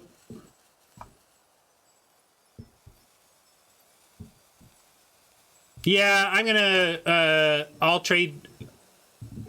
I can still pump and... Yeah, it's only whether we're saving the guide now. Do we want to save the guide or not? Yeah, we can let it resolve first, but... In a sense, letting it resolve first gives them a card. So if we really wanted to do something, we should actually do it before it resolves.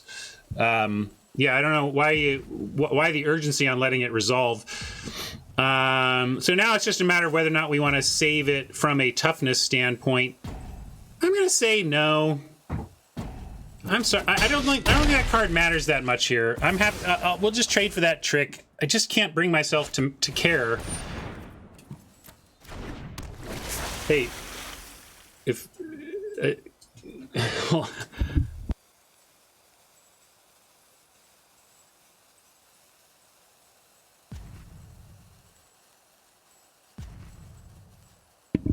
Sorry about that. My turn. No, we didn't even trade. Like, we didn't trade. It was bad. But like the question was, did we want to trade? Do we want to trade our 1/1 for the Chilling Trap in the card, or do we want to trade our Resolute Strike for the Chilling Trap in the card? Either way, it was just choosing which of those cards to lose, and I chose to lose the guide.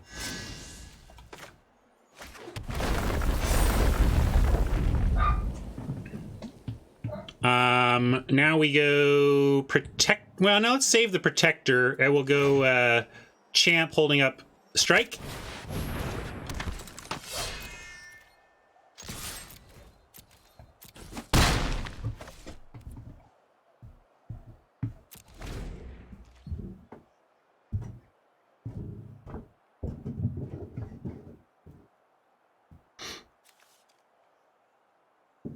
It's not a trade, though. Again, we're talking 2-for-1.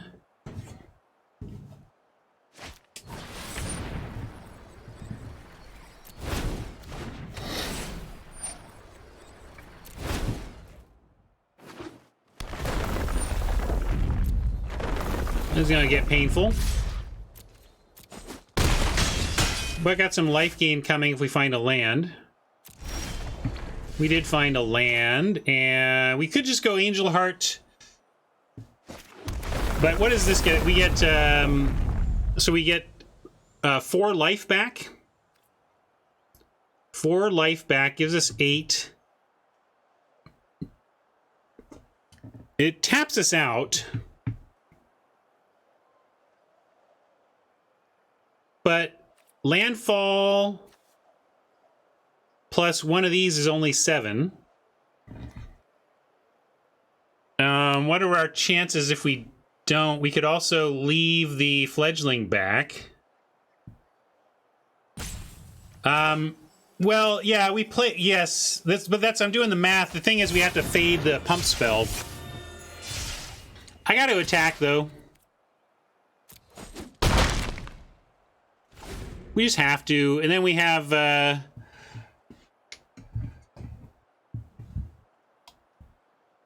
Yeah, we just have to pedal to the metal, right? We're not going to lose a cautious game here. We could lose a cautious game. We're not gonna win if we play too cautiously. If we lose playing aggressively, at least we played to what our deck is trying to do.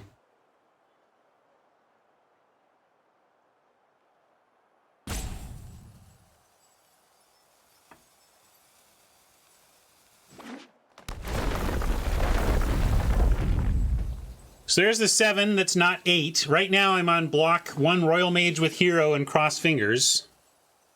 We know that a Might of Murasa is in the deck somewhere. So we could just lose straight up to Might of Murasa right now. But we can't really beat it. So, in fact, we just can't. Even if we block the 5/5, Might kicks for 5/5 total, 5, 6, 7, 8, 9. So we literally can't beat Might, so we're just making that block and crossing fingers. Yeah, Chilling Trap could mess up our crackback. Again, a lot of stuff we just can't play around, and we're hoping that the Might doesn't just... I mean, I suppose if he has Might, we're just already dead. So it's not feeling like Might. But if it's Chilling Trap, we don't have the crackback win.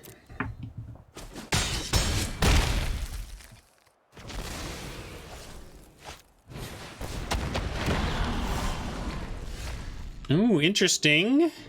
Let's see. So the Raptor brings a land back, makes this a 5, 5, 6, 7, 8, 9, 10 for Exaxes. If there's no Chilling Trap.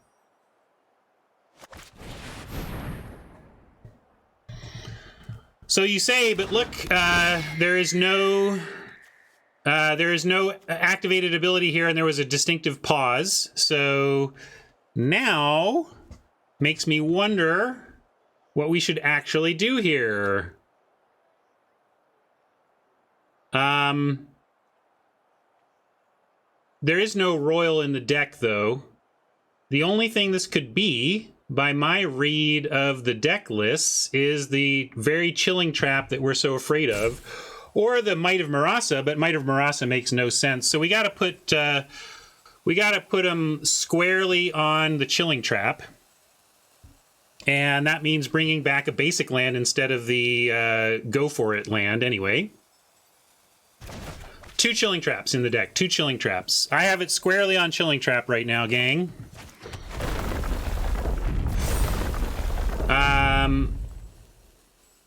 Yeah, it could be a bluff. Do we go for it? Man. Well, can we beat Chilling Trap? Like, let's say it's Chilling Trap. Do we even have a way to beat it? I think we can't really beat the Chilling Trap, unfortunately, so I should probably just go for it, but it feels like we're losing to the trap here.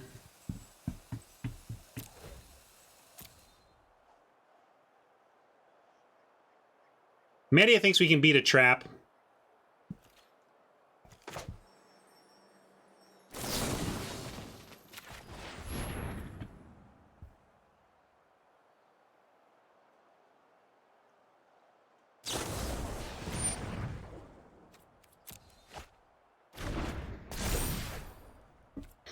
So your play is just keep flying, hope they're out of land. Yeah, maybe I should have tried to play more defensively. We knew that was a possibility, though.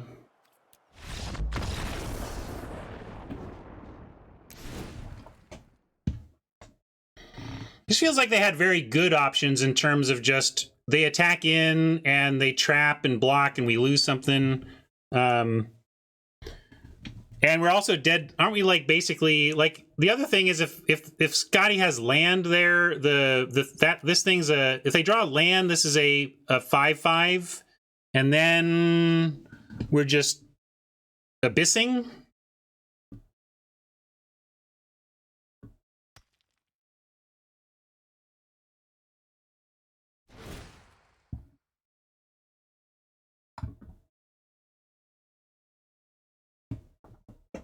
Yeah, it looks like I screwed that one up then and should have played around the card we felt was there. When a fuse is winding down on 0, though, it's awfully hard to find the perfect line.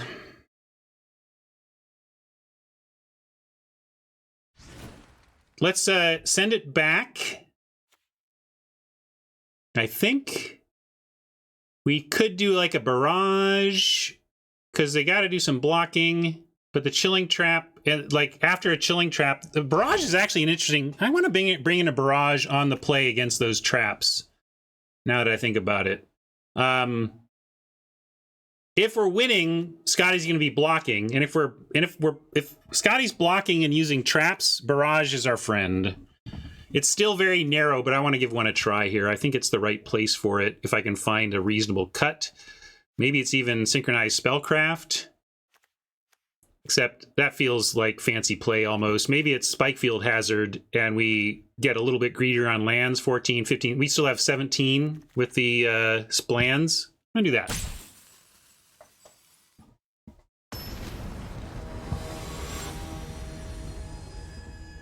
But if we get mana screwed and we have that in our hand, we know that I just cut effectively a mountain for it, so we'll see if we get punished. Nah, looks good. Instead, it's never punished.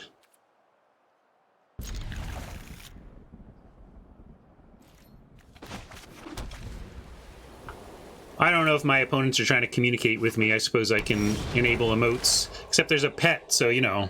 Ugh.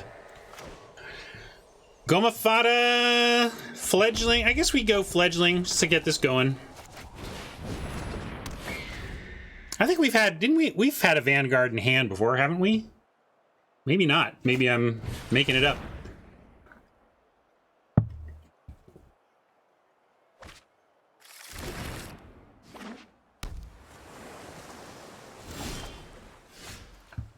The champ is here. This is a good hand for beating kicker, if we can keep it going, and a royal free kicker deck. There's no Into the Royal that I saw in the deck list.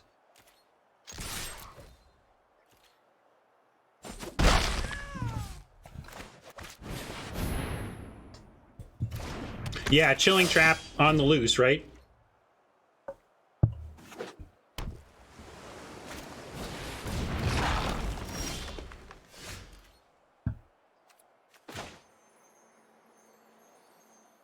Well, protecting the champ doesn't do anything because we can't make it big enough. We can drop the Vanguard and make him trade the Sproutling for the champ, but then we have the Protector to protect later, so I think I like Vanguard, and then maybe the Disenchant gets something. Or maybe even Raptor and go ahead and return a land because we want to trigger the Fledgling again. Although if we draw a land naturally, I would like to get 5 next turn for Protector plus Disenchanter Fada. So I'm going to go Fledgling only. I'm going to go Goma Fada, and I'm going to hope that Scotty's turn 4 is kicked Bubble, and we disenchant it.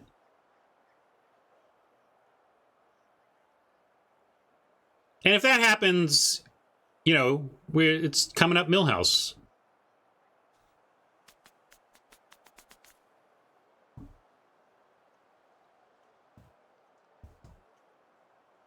Or maybe an amulet. Just anything for the disenchant, really. If we get a disenchant target, we're fist pumping. Like maybe they go Bubble on the Fledgling. All right, not the best, but now we've got Now we've got Angel Heart Protector protecting our champ, and then we can't. We just need to have one more warrior, and then we could make one of these threes not block. But we could also go Raptor, return land, replay, have disenchant, but that does nothing here except get a counter and a flying on the fledgling. I think we just go. Yeah, you just want to do that.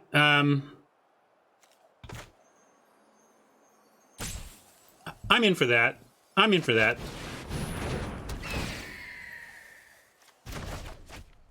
Keep cracking with the fledgling. Keep the disenchant up.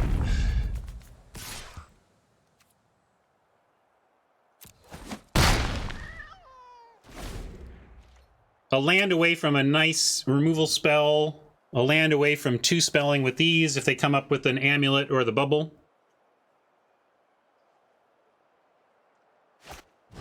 There's the bubble snare. Awesome.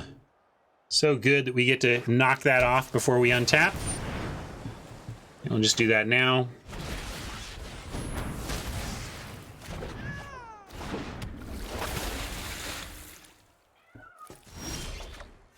Ooh, Resolute Strike is just dirty. It's dirty. Filthy dirty. We protect.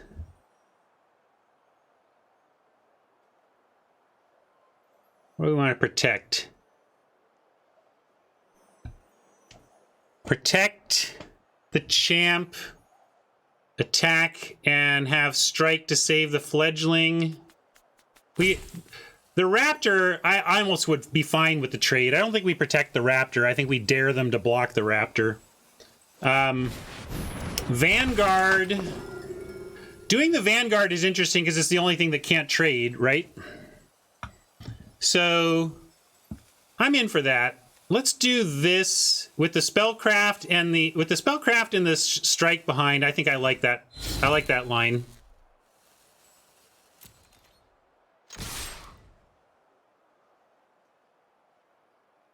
Pump saves the Vanguard. True. I still like it. Whatever. This is my line. The line is set.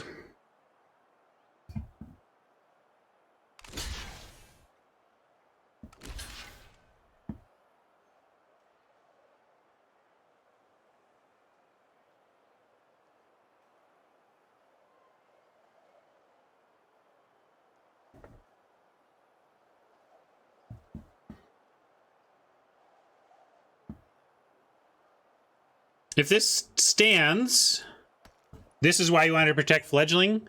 That's fair. But, I mean, I still really love where this ends up. All of their stuff is dead, and we have a spellcraft on any mana. But I get it. That's fair. We could just let that go. That's a 1-for-1 there. Or we could save the champ, too. Since this doesn't save the fledgling, we could leave them with the visionary, save the champ, and have that going. With the spellcraft seems pretty good. But yeah, it does kill. You want to kill both. You want a 2-for-2 instead of 1-for-1. All right, we'll clear the board.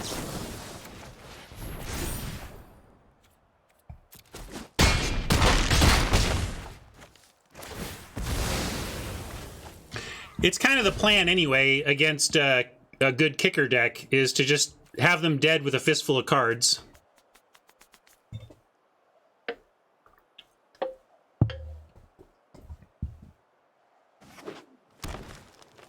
They're in kicker land now though at 6 mana. We could see a Geyser Mage or something.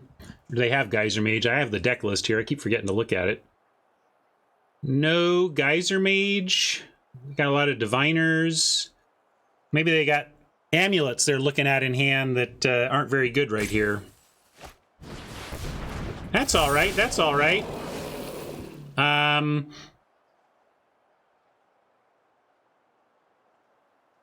Does this wreck us? We attack all, and they go to 3, and then we practically have Lethal on the spellcraft.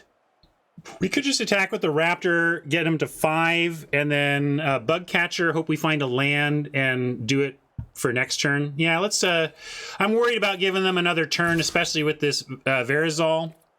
Verizal could copy something and really undo our advantage.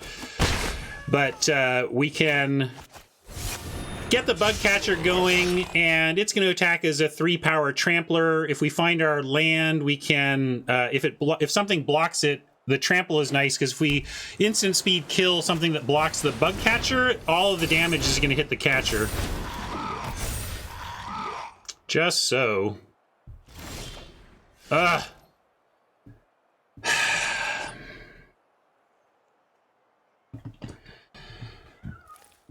Is it lethal? I'm sitting here all bummed, but Media says lethal. Let's see. Let's do the math. We send... how is it lethal? We get 2 off this. So that gives them to 3. I see us getting them to 1. Is it?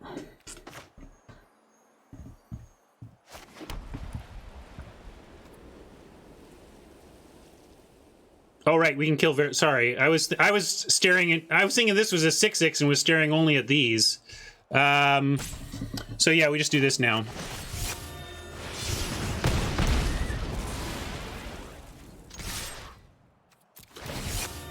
Sorry about that. I was thinking of that as a 6/6 and didn't see how we had anybody dead. I'm very good at this game, even without chat. I swear. I was good before I streamed. I didn't need chat's help. Shut up.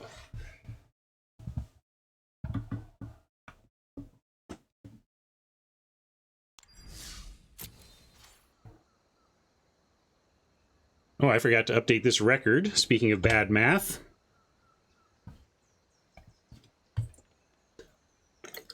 Right on. We did it, gang. We're 2-0. We have advanced to the finals no matter what. Maybe we'll 3-0 the day. Let's see. Thanks for your help and support.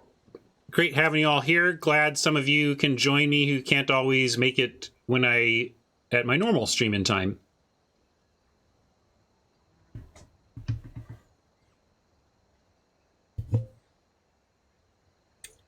Thank you, Suryan. Media says, told you so. Well, when me going 2-0 causes people to say, told you so, I guess I just have to take it.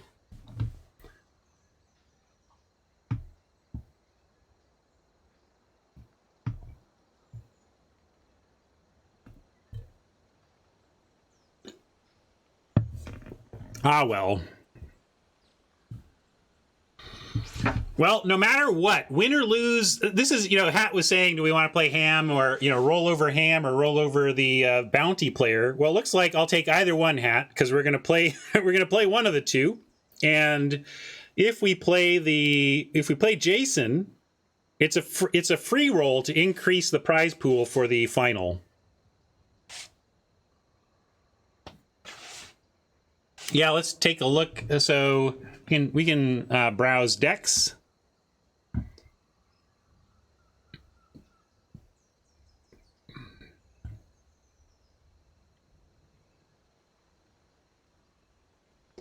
Bring it back over here for a sec. You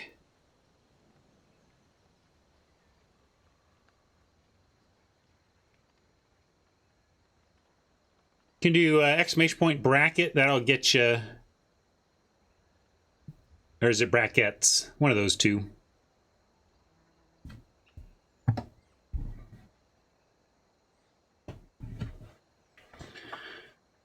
So we're looking at the Hams deck and Mana Traders deck.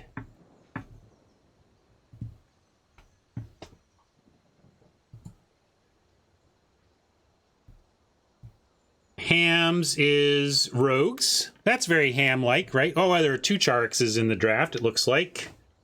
This is also why none of those Skulkers ever wheeled.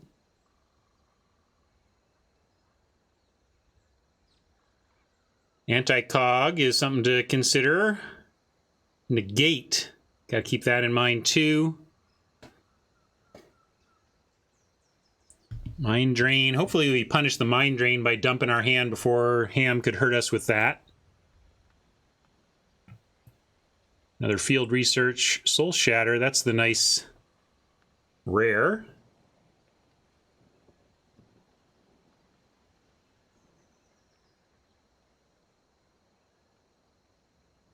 Yeah, a lot of annoying little things here, right? We got to watch out for 2 duelists, negate on our stuff, subtle strike, soul shatters an instant, into the royals an instant, deadly alliances are instant, so lots of stuff can happen to us in the middle of combat against Ham.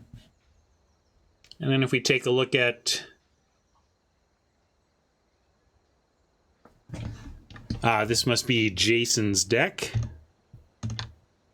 Also roguish. Looks like rogues were the... So, did anybody I didn't play... Was anybody I wasn't playing in Boros? Just curious. I suppose I could look. I have the deck list here, but if anybody knows... maybe we just didn't see any of the Boros gold cards. But I haven't seen any of these 3, so let's see what these look like. Green, white from Rats. Aha! Aha! Ah! Nikolai! We were on each other's toes. I see now. I didn't think our deck was as good as it should have been. Typically, you think you're going to get some of these. Like, we just ended up undercounted on the old warrior side. Oh well. Didn't quite find the right lane. Yeah, that's something.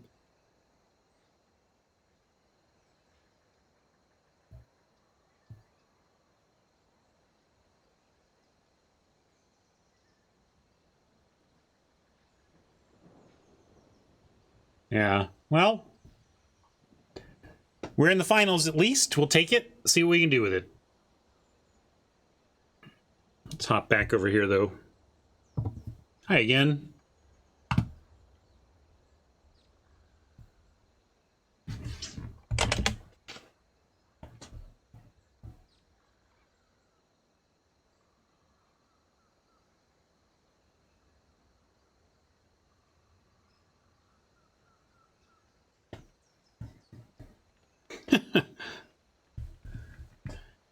I'm laughing because I am checking the news to see if we can get an official announcement of a new president or not. But Rick Santorum, Trump's claims of election fraud are shocking and dangerous. Rick Santorum, they are only one of those things. All right, we're good.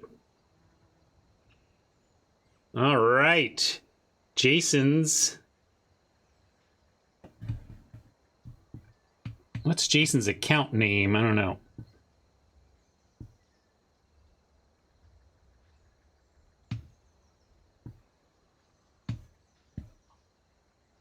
I haven't found it yet.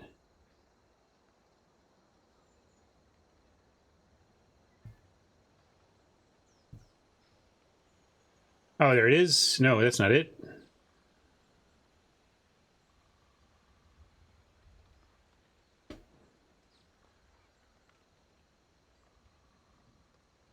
Well, if Pennsylvania finishes tonight, I think Pennsylvania is going to Biden. I bet Biden wins Pennsylvania by about 200,000, and then that should be enough. There we go. Mana Traders 06594.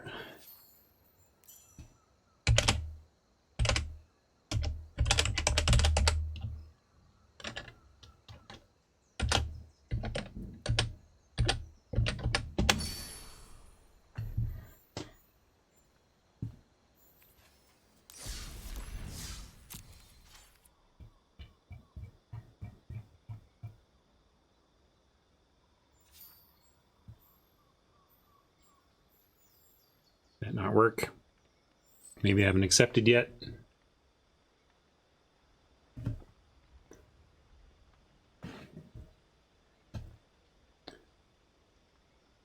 Get that right, didn't I? 06594.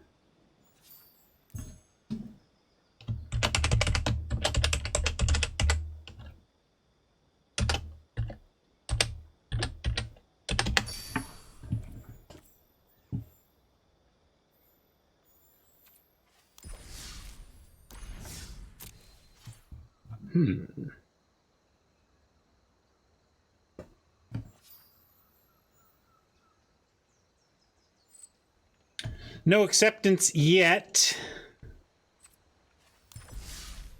I'll resend my name.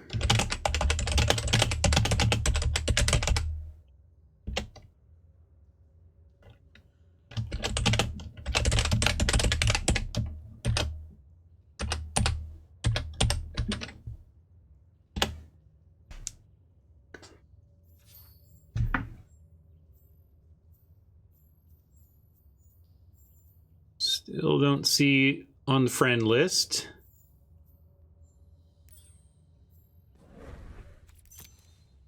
Make sure I got room.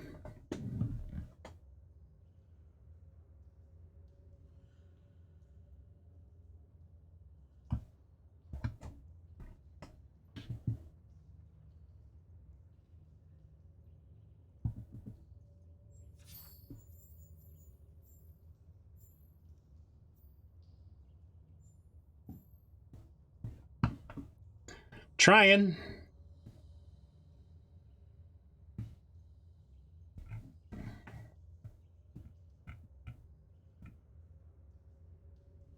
I can try it the old-fashioned way too.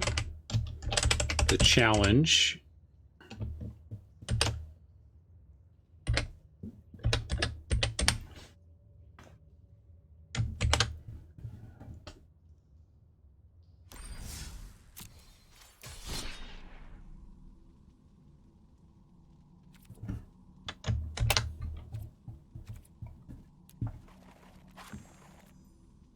Try that.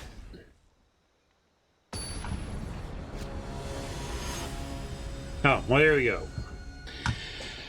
Why don't they just add friends? Come on, it's so much easier if you just add the person as a friend, and then it works in perpetuity.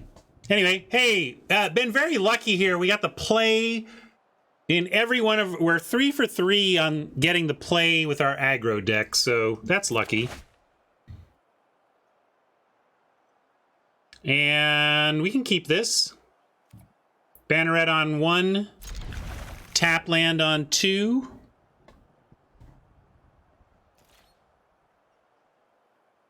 Sorry, get out of your way. Here we go. Do you like... Well, we could also go tap land on 1 to have Eruption on 2. We don't need that, though, so let's just go Banneret.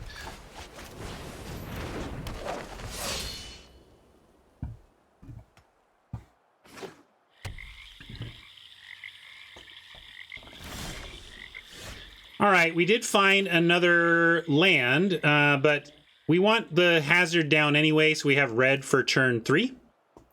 We can attack first.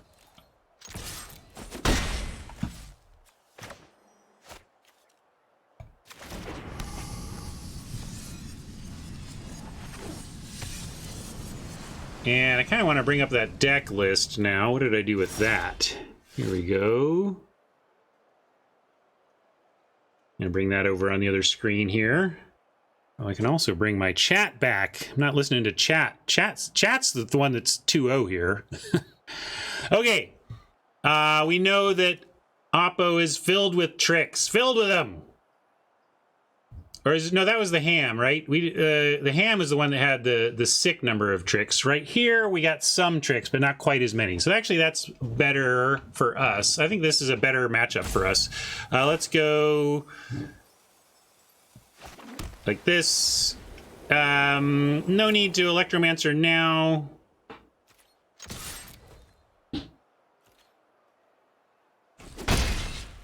I mean, pre-combat. We are going to do it now. Thought Thief is a 1/3 though, so it would bounce off at best, right? And then that would be great because then we would have something to do with the Royal Eruption. So really give them a chance, giving them a chance to... yeah, I really wish they had bounced off and then we could have used the Royal Eruption on the Thief.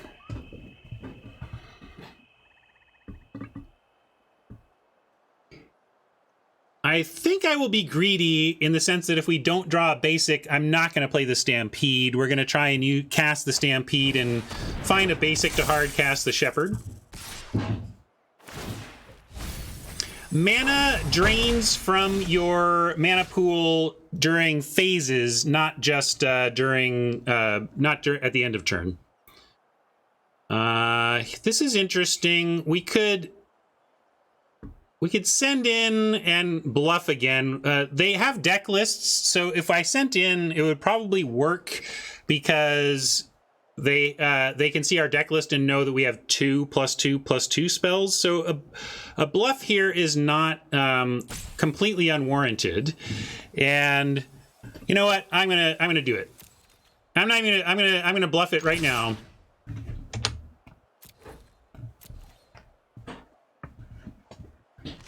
Oh, called my bluff. Called my bluff. This is a worthy thing to try and bluff it off of, though, I think. We're still going to go with the plan. I'm going to go... Except I'm going to go planes first. No, it doesn't matter. I'm going to do Adept. Also, that got 3 damage in, which isn't the worst for us. And we're on our path to Shepherd plus Stampede plus Royal. So still looking good.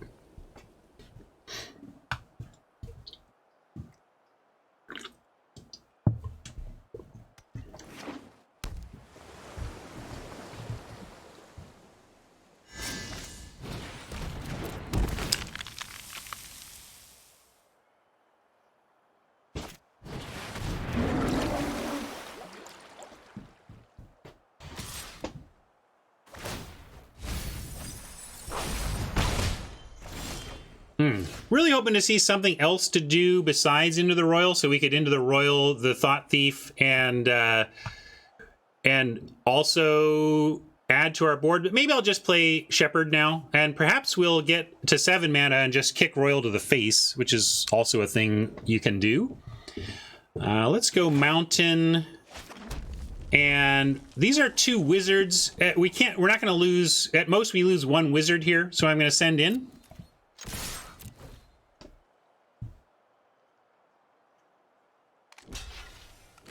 Yeah, that's fair. So we have 1, 2. Yeah, that's true. Next attack, it's going to do it. So I guess I can't mess around anymore. We'll go ahead and take out the thief.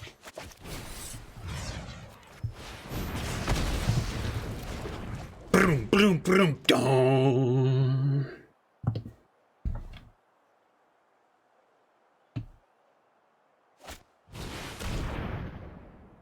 I gotta go land and Stampede here. Obviously, we need the Shepherd more. This is too bad. I was really hoping to punish the Mind Drain, because it's not good against aggro.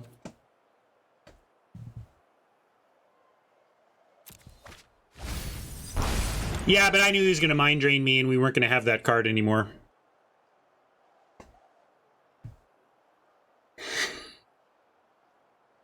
I was just thinking ahead. Boo, planes.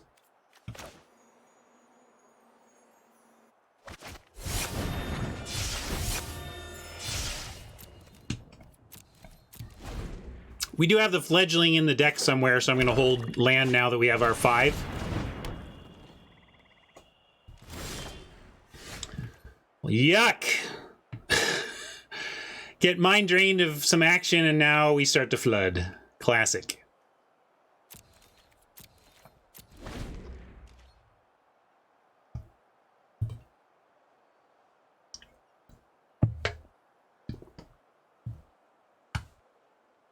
Hasn't lost a game yet, huh?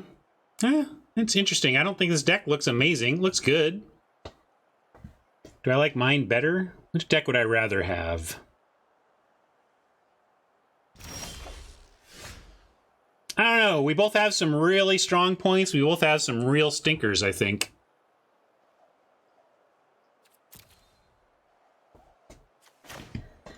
Well, Vanguard not doing much. Oh, I didn't mean to play that land. I got distracted and used my classic thoughtless land play heuristic.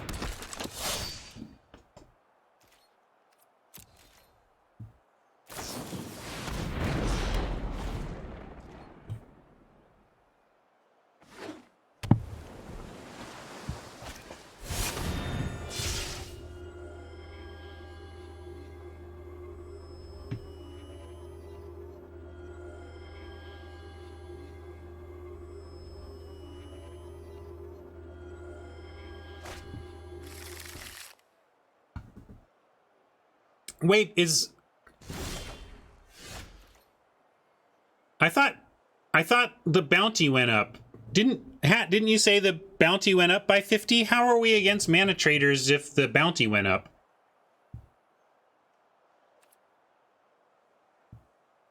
Well, I could make the Riptide not block, but that doesn't do much for us. Oh, okay.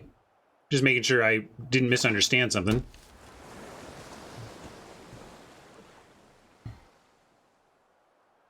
Well, already thinking we're losing. This is not a great spot when your aggro deck is making it to turn 12 or whatever against Dimir. You're probably not in the best shape. Oh, I didn't see it.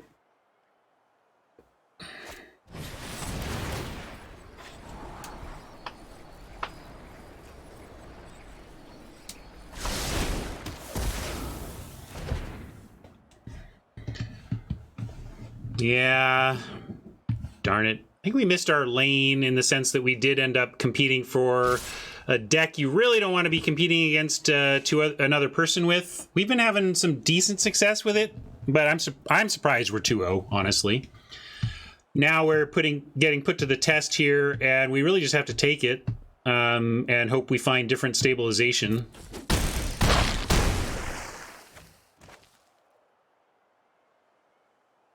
We find our 4 damage spell, we kill the Falconer, they no longer have any kicker to make the Riptide a thing. Doesn't make me feel better. I want us to be in different decks, and then one of us would have had a real nice looking situation. All right, well, that's not quite gonna do it, is it? We can block the Tempest at least, though, so we should do that. If they don't have any more kicker, we can block the Tempest, but then this, you know, we're just dead. We're just dead unless Jason is afraid of our hand. So I guess to that end, we can throw a stop bluff there. But we're dead. We're dead if Jason has the confidence to equip and activate the Stalker.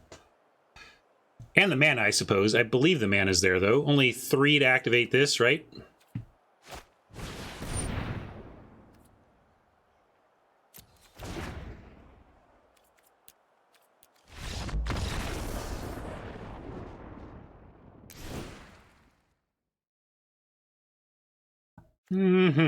So, let's see. Is this a disenchant opponent? We've got a Skyclave Sentinel. We've got no Bubble Snare. Yeah, there's no reason to bring in a disenchant here.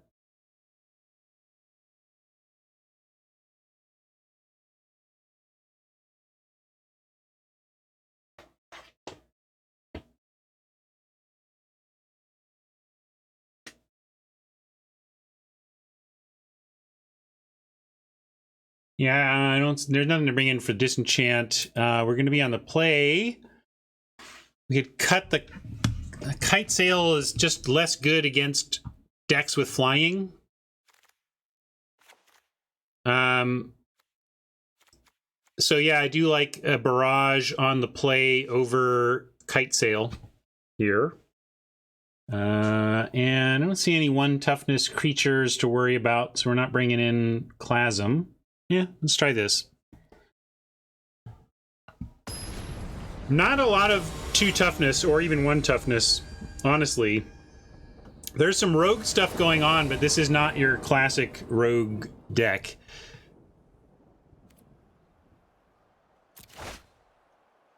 Oh, gross.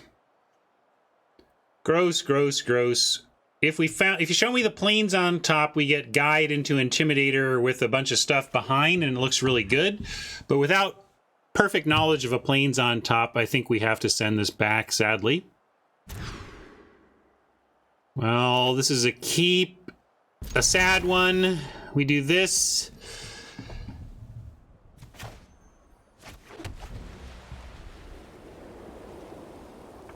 Really, an aggro 2-drop is about what we need. That was interesting. It kind of paused for us, even though we didn't have anything to do.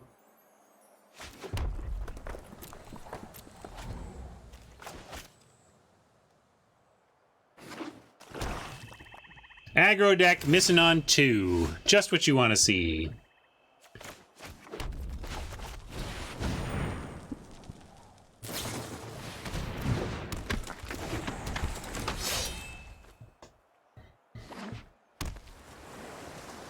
How about Goma? Hey, Semolin, thanks for the raid. How about Goma Fada on the top? Goma Fada off the top would give us some action. Well, there's one of them. Hey, we got the other one. I suppose I asked, although that I was asking for it before we saw the Mucklord. But the thing is, the Vanguard does give us champ attacks.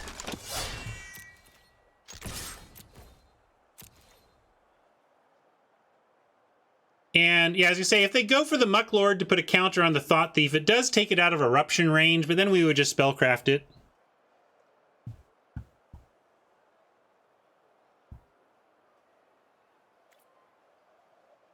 What was I supposed to do? Zap the thief? You're all a real pain. Did I screw up? Radiantware and Media seem to think I've screwed up. I don't know. You were afraid of the counter going on the thief? I didn't even care. If they wanted to chump the Mucklord to put a counter on the thief, I was gonna cha-ching that, gang.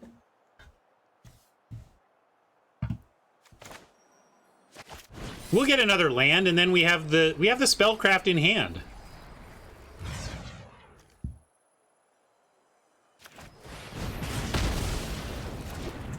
Are you saying that if I drafted more Golgari, I would see how wrong that thought was? Seriously, I'm just trying to understand. I was going to be thrilled if they chumped Mucklord to put a counter on the 1/3 with spellcraft in hand.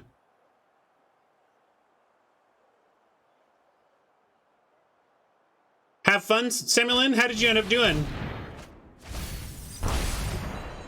Man, I am a little bit tilted that Mana Drain has been good against my aggro deck. It just feels unfair.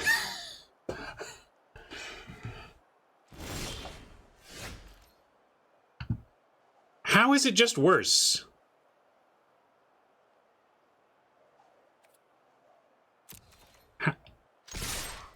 That's not an argument. That's you just saying because I'm right. It's just worse.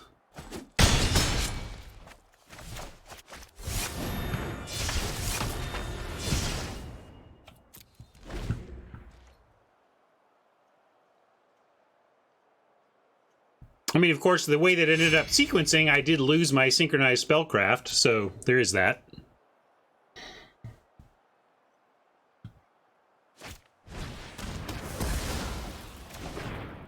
Now we need a warrior off the top to reinstitute attacks with a champ.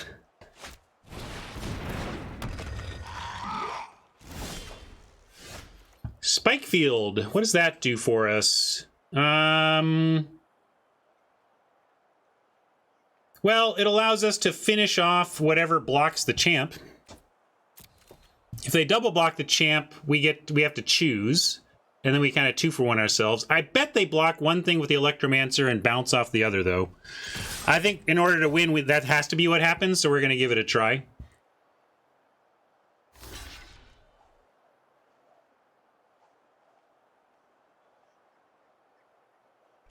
Yeah, but we Spikefield Hazard and the Sentinel dies before the counter has any place to go. See?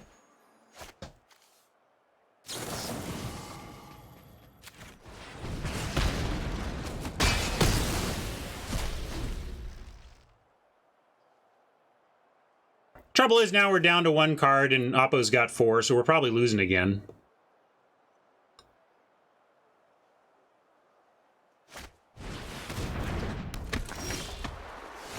Hey, that's not bad. We'll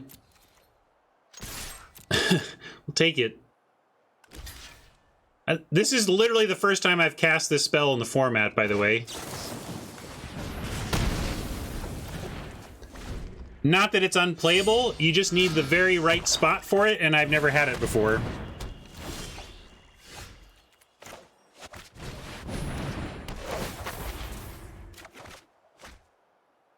I'm going to hold the land on the presence of fledgling. If we draw a 5-drop, we can just play the land and play the 5-drop. So we're going to sandbag on fledgling.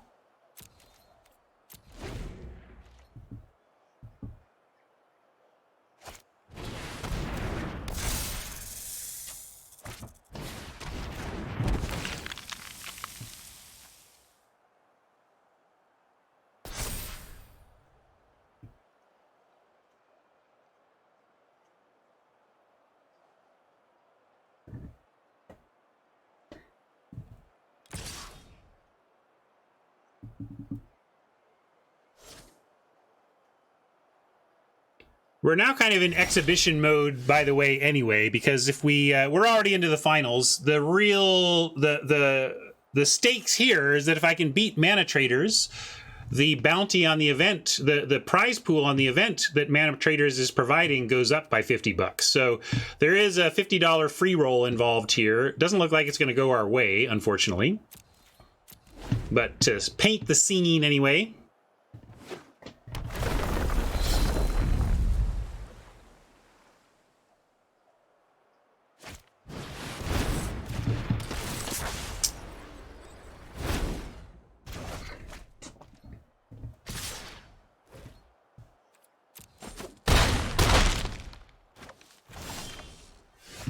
Yeah, that's a good question. I better figure out when the finals are. I got potential conflicts I need to work around. Well, now we are praying that this resolute strike somehow allows us to survive, but kind of means we need to trade. We need to trade Farsight for Geyser Mage and chump the worm. Rough. I guess we save the guy. We save the Adept.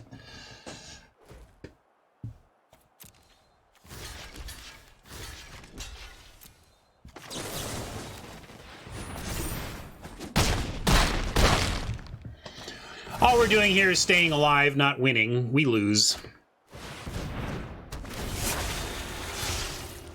Man, I'd like a rematch, damn it. I think we have a good matchup against this particular rogue deck. It has some early action, but for crying out loud, it's main decking a Maddening Cacophony. I know that does stuff, but the point is we should have a good matchup against this deck. It's just not, it just didn't play out that way. And again, really frustrating that Mind Drain was good. Gosh, I wanted to punish that. Dump our hand and then have Oppo top deck the Mind Drain and give the big FU.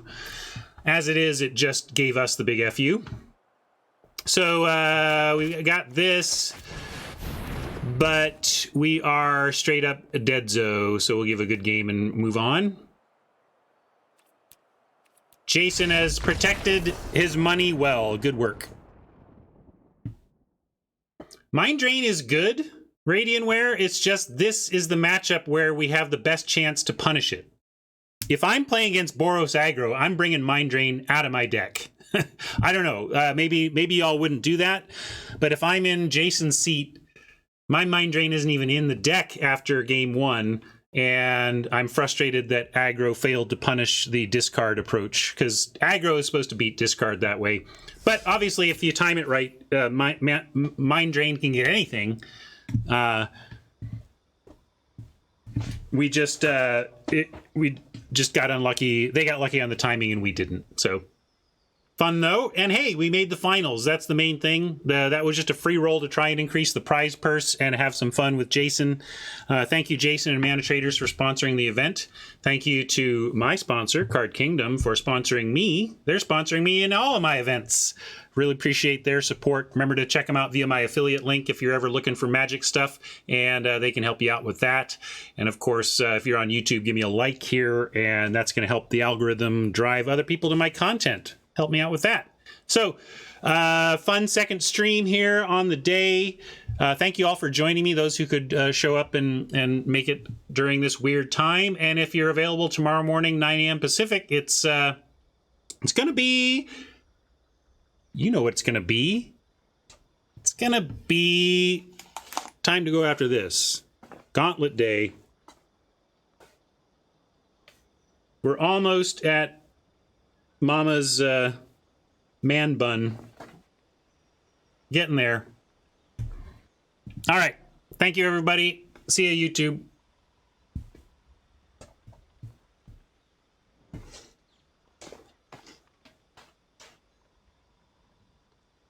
I'm getting close to headbanging.